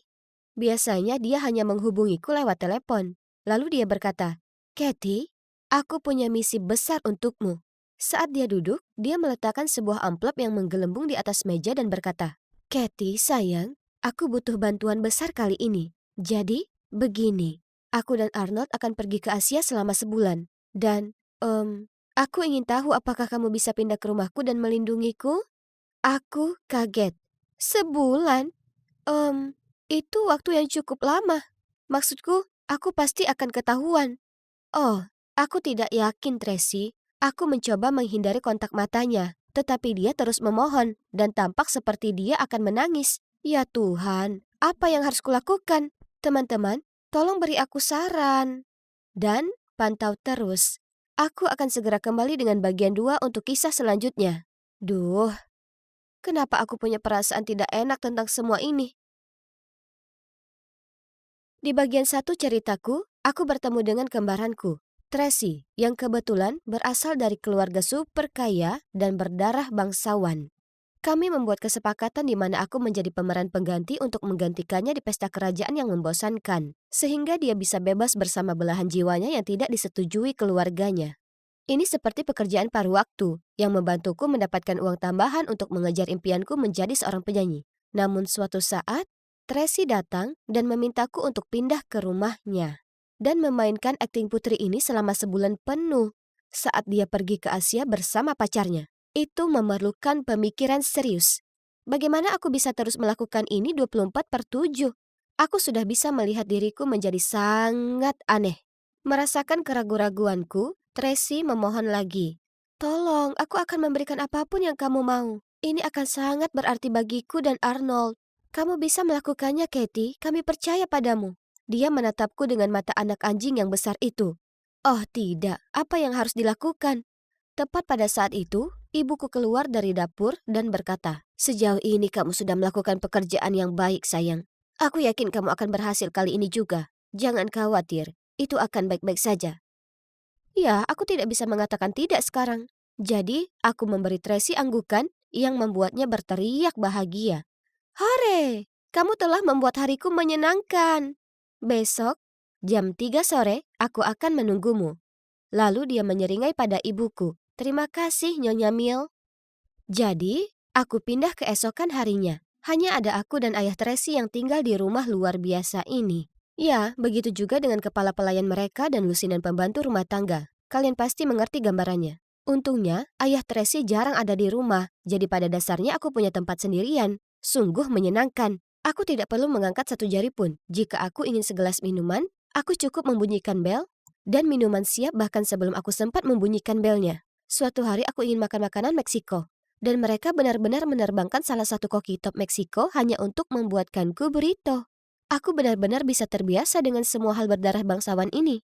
Namun, ada beberapa momen di mana aku benar-benar melakukan kesalahan. Suatu saat, ayah Tracy sedang libur, jadi kami makan malam bersama. Aku sangat gugup, hingga aku benar-benar lupa bahwa Tracy adalah seorang kidal, dan ayahnya langsung menyadarinya. "Anak manis, sejak kapan kamu makan dengan tangan kananmu?" Aku tergagap saat mencoba mengarang sesuatu. Baru-baru ini aku melihat beberapa penelitian mengatakan aku harus mulai menggunakan tangan kananku untuk melatih otak kiriku juga. Hanya bereksperimen, Ayah. Phew, hampir saja. Tapi itu tidak berhenti di situ. Doris, pengurus rumah tangga, suatu hari datang ke kamarku dan bercanda.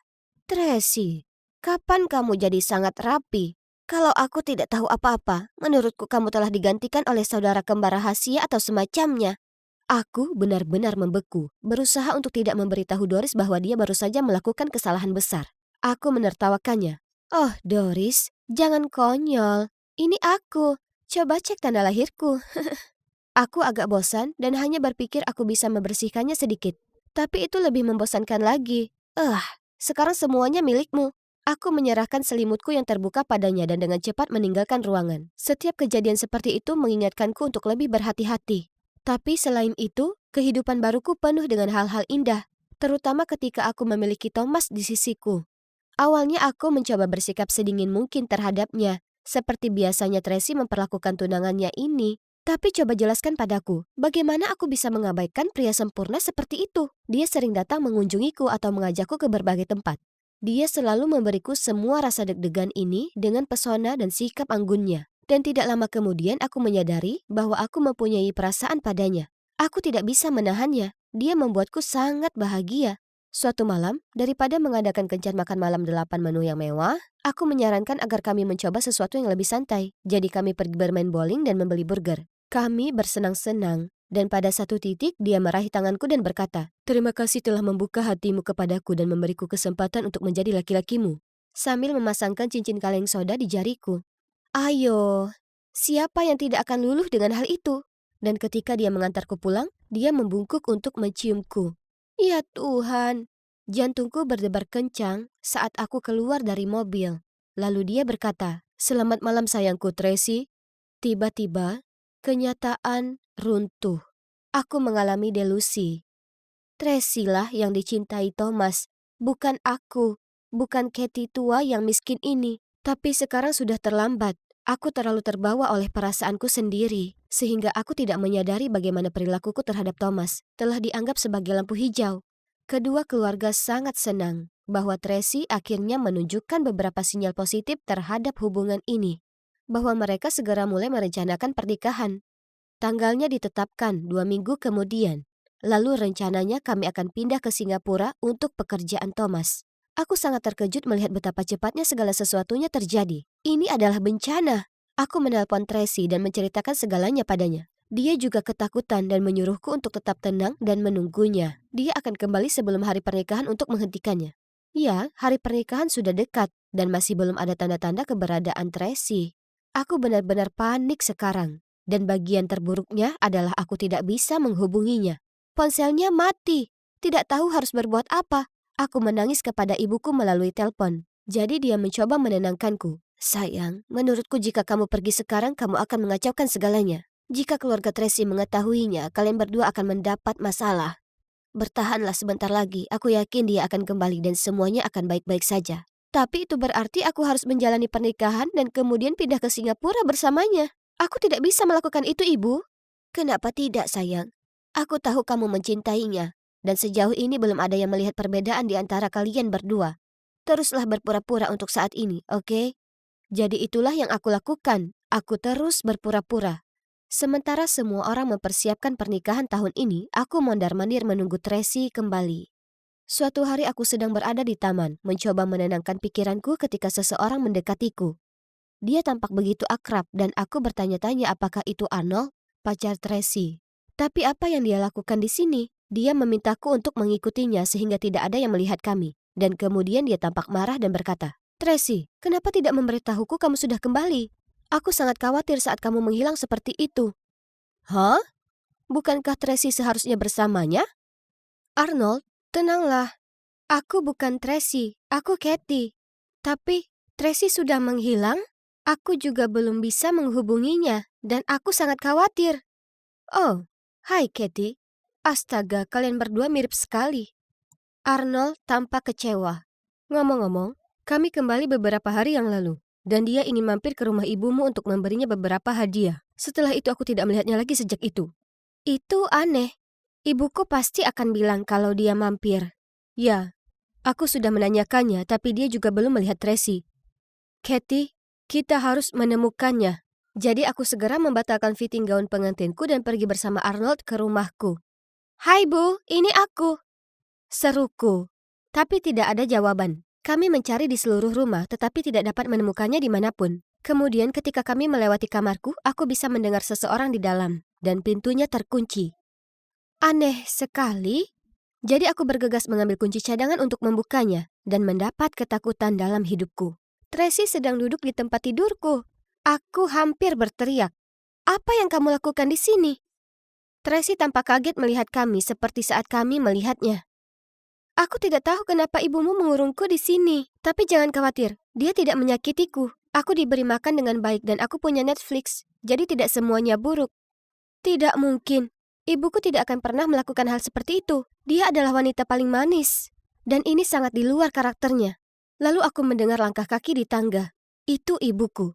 Aku berteriak, "Bu, bisakah kamu menjelaskannya apa yang sedang terjadi di sini?" Dia menatapku dan tergagap. Aku berencana menahannya di sini beberapa hari.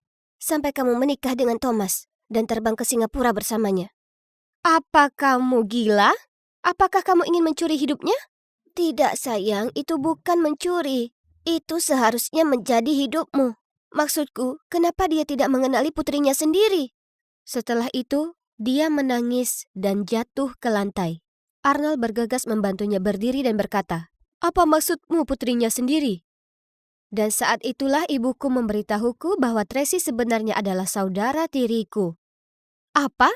Jadi ayah Tracy adalah ayahku juga?" Ternyata, saat ibuku hamil, keluarga ayah Tracy tidak menyetujuinya karena ibuku hanyalah orang normal. Jadi mereka membayarnya untuk pindah ke kota lain dan menjauh dari ayahku.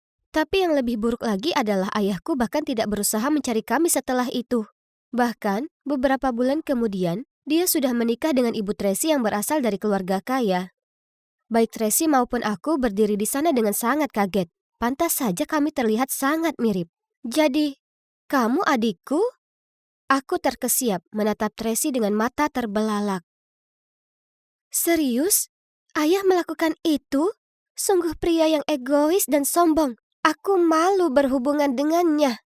Aku akan menceramahinya. Kebenaran perlu diungkapkan." "Tidak, Tracy tunggu. Jangan lakukan itu," teriak ibuku. "Maaf, tapi aku harus melakukannya. Aku tak bisa mempermainkan permainan ini lagi. Aku punya rencana." Saat itu, Tracy pergi dan Arnold mengejarnya. Ini dia, aku pikir. Dan akhirnya, hari pernikahan Thomas dan Tracy pun tiba. Ayah, ibuku, dan Arnold muncul dengan menyamar. Ketika pendeta meminta mereka berdua mengatakan aku bersedia, Thomas segera mengatakannya. Namun Tracy berhenti. Seluruh gereja menahan nafas menunggu dia mengatakan aku bersedia. Tapi itu tak keluar dari mulutnya. Sebaliknya dia berkata, "Aku tidak bisa melakukan ini, Thomas. Maafkan aku." Saat itulah Arnold muncul dan Tracy berlari ke arahnya dan memegang tangannya. "Orang ini, dia adalah cinta sejati dalam hidupku."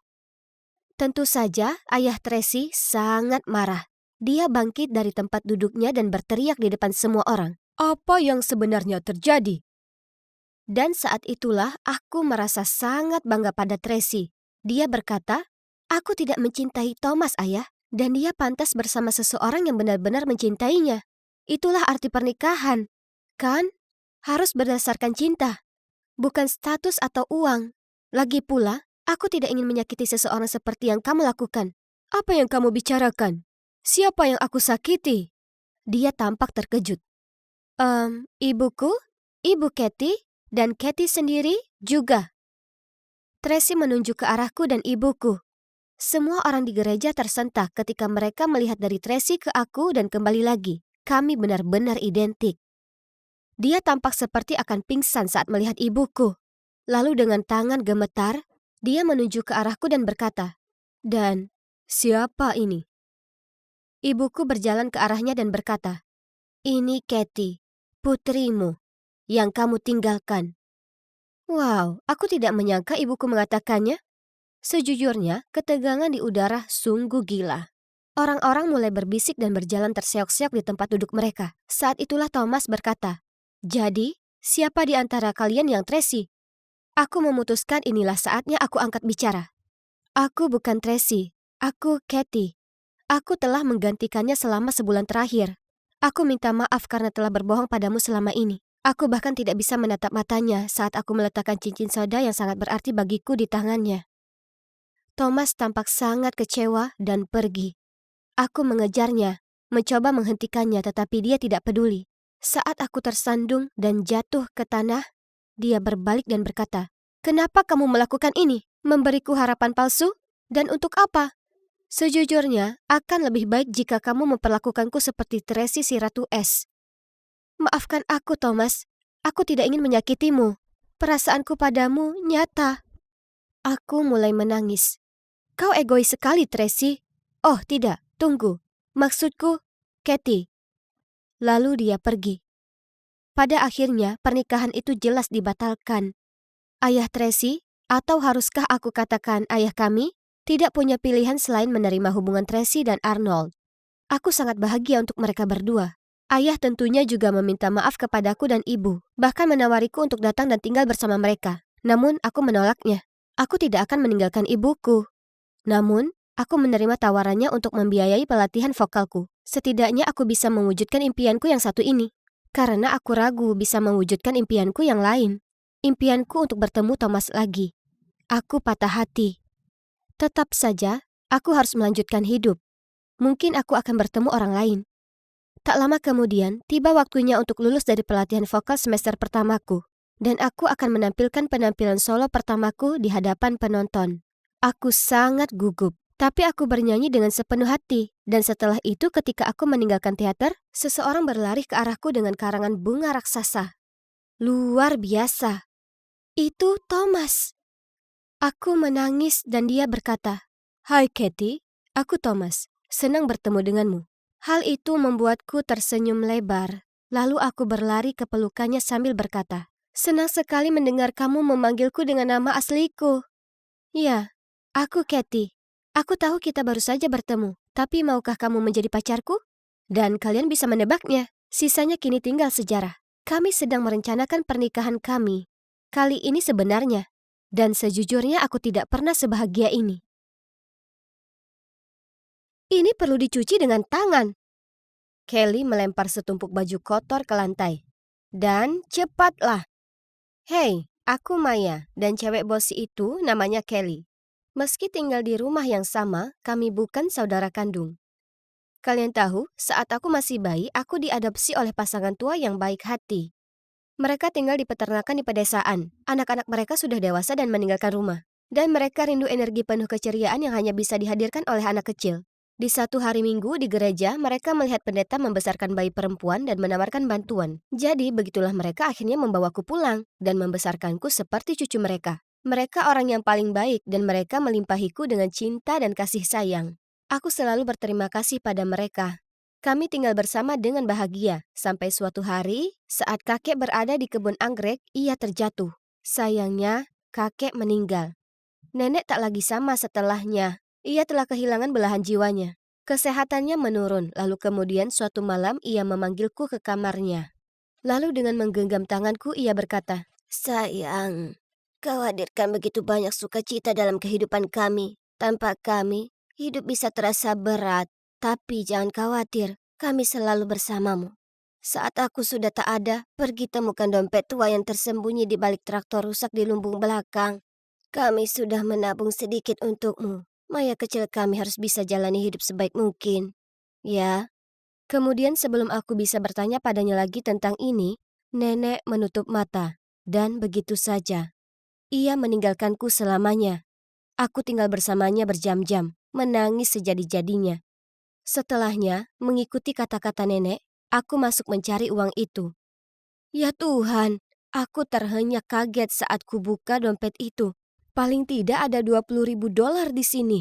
Bagaimana kakek nenekku bisa menabung uang sebanyak itu? Aku tahu mereka hemat, tapi ini terlalu banyak. Setelahnya, aku pindah ke Columbus untuk tinggal dengan anak perempuan kakekku, Bu Madison, dan putrinya Kelly. Jadi kalian bertanya-tanya apa yang kulakukan dengan uang itu ya kan? Nah, aku menyembunyikannya di sini, dalam celah yang ada di atap ini. Oh, ada yang datang. Kamarmu menjijikkan. Oh ya, Kelly dan aku akan keluar, jadi pastikan kau bersihkan semuanya sebelum kami kembali. Aku harap semuanya tanpa noda. Aku mengangguk lemah dan menyaksikannya terhuyung pergi. Ini bukan kejadian baru. Setiap hari mereka membuat rumah berantakan lalu memaksaku membersihkannya. Aku tahu, pada dasarnya aku seperti Cinderella di dunia nyata. Tapi, tak masalah. Segera saat aku 18 tahun, toh aku akan tinggalkan tempat ini dan memulai kehidupanku dengan uangku sendiri. Esok paginya cuaca hujan, jadi aku berusaha jalan ke sekolah secepat mungkin. Saat tiba-tiba, Kelly berkendara melewatiku dan dengan sengaja ngebut lewat di kubangan besar ini. Lumpur terciprat ke seluruh tubuhku. Ya ampun, kenapa menyiksaku jadi hobi favoritnya? Kemejaku kotor, dan saat aku jalan menuju lokerku beberapa cewek menertawaiku. Salah satunya bahkan mencibir. Tampang kotor mungkin ngetren di desa, tapi di sini itu kelihatan tragis. Ya, aku di kota sudah selama hampir setahun, tapi tetap saja aku tak bisa berbaur. Mungkin itu karena aku selalu pakai pakaian bekas yang sama dan pinjam semua buku-bukuku dari perpustakaan. Bu Madison menolak membelikanku apapun yang baru, dan aku tak bisa gunakan uangku karena itu akan mencurigakan. Aku bahkan tak mampu untuk pergi piknik sekolah. Aku tak pernah sekalipun ikut. Kemudian selama istirahat, pengawas kelas, si Josie, mengumumkan ke semua orang kalau prom akan diadakan sebentar lagi, dan dress code-nya formal. Sementara semua orang memekik dan bertepuk tangan kegirangan, kutundukkan kepalaku dan menghela napas. Aku tak punya apapun untuk dipakai ke pesta prom. Maya, mendengar namaku membuyarkanku dari lamunan dan menyadari itu Josie, dan berdiri di dekatnya adalah beberapa cewek ramah di kelas. Kau harus datang ke prom kali ini. Kumohon. Kau tak pernah ikut kami di acara lain sebelumnya. Jangan khawatir, kami akan membantumu tampil spektakuler. Aku tersenyum canggung dan menjawab, terima kasih teman-teman, aku tak bisa mengharapkan kalian melakukannya. Mereka semua bersikeras kalau aku sebaiknya pergi. Tapi aku bersikukuh kalau itu bukan minatku. Lalu datanglah Kelly yang jahat. Maya itu tak pantas untuk acara seperti ini. Beraninya dia mengatakan itu. Maksudku, hanya karena aku bukan putri manja bukan berarti aku tak pantas untuk datang. Jadi, aku menoleh ke Josie dan tersenyum. Sebenarnya, itu kedengaran menyenangkan, aku akan pergi ke pesta prom itu. Malam itu, saat makan malam, aku membahas pesta prom itu ke Bu Madison dan mengusulkan kalau itu bisa jadi hadiah sebagai imbalan telah melakukan semua pekerjaan rumah. Dengan dingin ia berkata, kau tinggal di bawah atap rumahku gratis. Dan sekarang kau berharap kulakukan pekerjaan rumah untukmu juga? Atau apa? Yang mulia?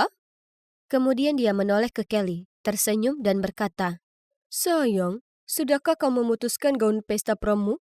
Kemudian Kelly menunjukkan pada ibunya gaun-gaun cantik di ponselnya, sementara melempar senyum jahat padaku. Aku tak bisa duduk-duduk saja melihat wajah sok Kelly lebih lama lagi. Kali ini aku pastinya harus datang ke prom dan tampil lebih cantik darinya. Jadi, akhir pekan itu aku belanja ke toko loak dengan Josie. Dan setelah mencari-cari di puluhan toko, Josie mengangkat gaun biru yang sangat cantik ini. Terdapat robekan di sisi bawahnya, tetapi aku tahu aku bisa dengan mudah menjahitnya dan menjual lagi nantinya. Aku sudah lihat orang-orang melakukannya di YouTube. Malam sebelum pesta prom, Josie menata rambut dan make-upku, lalu aku tampil dengan gaun itu. Aku merasa sebagai putri di dunia nyata, dan semua orang memandangiku dan memberiku pujian. Sementara Kelly berdiri di sana dengan tangannya yang terlipat dan tampang cemberut di wajahnya. Kemudian cowok yang bernama David ini jalan mendekatiku dan mulai bicara. Ternyata dia senior baru di sini. Semua cewek memperhatikannya, termasuk Kelly, yang jalan mendekat dan mencoba menawarinya minuman. Tapi dia mendiamkannya dan lanjut ngobrol denganku. Meninggalkannya berdiri di sana memendam amarah sebelum akhirnya bergegas keluar dari pesta prom itu. Kuhabiskan malam yang luar biasa dengan teman-teman baruku. Aku sampai di rumah dengan suasana hati yang baik dan dengan senang berdendang sendiri. Tapi ini langsung berubah saat kulihat Kelly duduk di sana menungguku. Dasar pencuri. Sekarang jangan bilang padaku baju mewah ini jatuh untukmu dari langit. Kelly membentakku. Aku bersikeras kalau aku tak mencuri apapun. Jadi dia menyeret Bu Madison ke ruang keluarga dan memintanya memeriksa apa ia kehilangan uang baru-baru ini. Awalnya Bu Madison berkata tidak tanpa pikir panjang, tapi saat dia membaca raut muka Kelly, dia mulai pura-pura komplain tentang beberapa ratus dolar yang hilang dari dompetnya. Dan dua orang itu mulai menerjangku. Sulit dipercaya. Aku lari ke kamarku dan berusaha hilangkan pikiran negatif itu dan mengingat lagi betapa senangnya aku berada di pesta prom tadi. Kemudian, seperti biasanya, kuperiksa tempat persembunyianku. Hah? Suara gaduh apa itu? Ku tengok ke depan tangga, tapi tak ada seorang pun di sana. Mungkin hanya rumah yang berderit atau apa? Hari berikutnya di sekolah sungguh luar biasa, karena banyak anak datang dan bicara denganku. Kemudian saat aku pulang, aku ke atas ke kamarku dan memeriksa uang tempat persembunyianku. Jantungku rasanya mau copot. Dompetnya sudah tak ada. Dengan panik aku mencarinya. Lalu aku ingat mendengar sesuatu kemarin malam, dan hanya ada 3 orang dari kami di rumah ini. Apa mungkin... Geram, aku lari ke ruang keluarga di mana Bu Madison dan Kelly sedang nonton TV. Aku berteriak ke mereka, "Uangku! Aku menginginkannya kembali sekarang juga." Dengan nada tak khawatir, Bu Madison menjawab, "Uang apa? Kau ini ngomong apa? Oh, aku paham. Jadi selama ini kau punya uang sendiri dan berusaha menyimpannya untuk dirimu sendiri? Dasar tak terima kasih. Ibu membiarkanmu tinggal di sini meski kau sebenarnya bukan keluarga. Dan sekarang kau menuduh kami mencuri. Aku tahu mereka sudah mengambil uangku, tapi aku bisa apa soal itu? Aku tak punya pilihan lain kecuali kembali ke kamarku dan menangis sambil memandangi foto-fotoku dengan kakek nenekku. Hari berikutnya di sekolah, aku sedang tidak mood untuk belajar. Selama istirahat, aku hanya memandang keluar jendela dengan putus asa saat ku dengar suara orang batuk. Jadi aku mencari tahu dan melihat David di sana. "Hei Maya," dia tersenyum padaku. "Apa kau baik?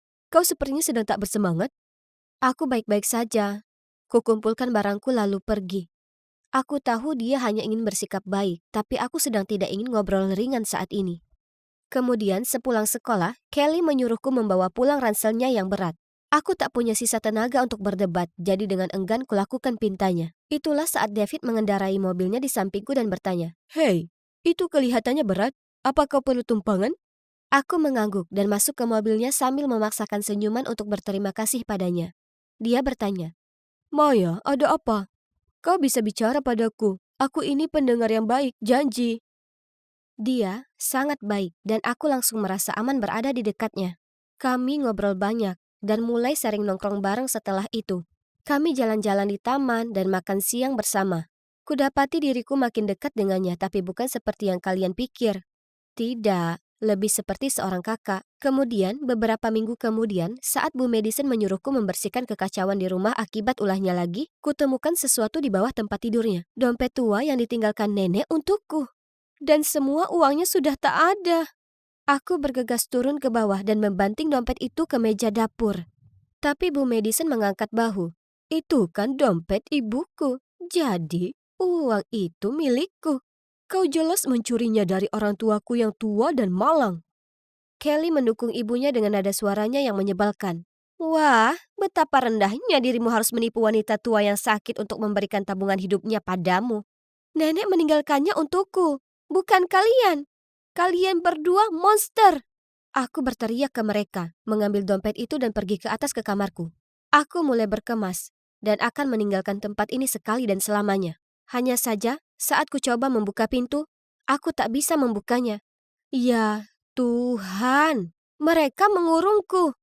Parahnya, selama drama itu aku meninggalkan ponselku di bawah, jadi aku bahkan tak bisa menelpon David untuk meminta bantuan. Hari berikutnya, Bu Madison membiarkanku keluar. Tapi dengan syarat kulakukan semua pekerjaan rumah. Dan mulai saat ini, aku tak diizinkan pergi sekolah atau semacamnya. Dan jika aku melanggar peraturan ini, dia memastikan aku akan mendapat masalah karena mencuri uang. Jadi, itulah yang terjadi. Aku tak punya pilihan. Mereka mengikatku. Suatu siang, aku sedang di luar menyirami tanaman. Saat Bu Madison berteriak dari ruang keluarga. "Tidak, bukan yang mawar, sirami yang ada di sana. Dasar anak tak berguna." Kemudian tiba-tiba kurasakan seseorang menarik lenganku. Itu David. Dia cemas karena aku absen jadi dia datang memeriksaku. "Maya, ada seseorang yang aku ingin kau menemuinya." Kemudian dia memberi tanda padaku untuk mengikutinya. Aku tak tahu kemana David membawaku.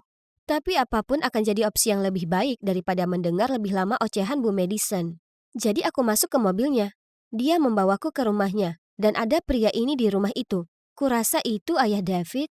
Tapi kemudian dengan mata berkaca-kaca, pria itu berseru, "Maya, ini kau, putriku. Kau akhirnya pulang." Hah? Apa? Jadi, setelah aku duduk dan meneguk air untuk menyiapkan diri atas apapun yang akan terjadi, mereka berdua memberitahuku bagaimana di saat aku bayi, ibuku sakit lalu meninggal. Ayahku susah payah merawatku dan kakakku, jadi ia memberikanku kepada seorang pendeta. Akhirnya, ayah berhasil membalikkan nasibnya dan mengetahui aku sudah diadopsi oleh pasangan lansia. Ia mulai mengirim uang pada mereka untuk membantu mereka membesarkanku. Kemudian, saat ia datang untuk mencariku, aku sudah tak ada di sana. Ia akhirnya tahu aku tinggal dengan anak perempuan dari pasangan lansia di Columbus. Jadi, ia pindah ke kota ini dengan harapan menemukanku. Sebuah kebetulan, akhirnya David masuk ke sekolah yang sama denganku.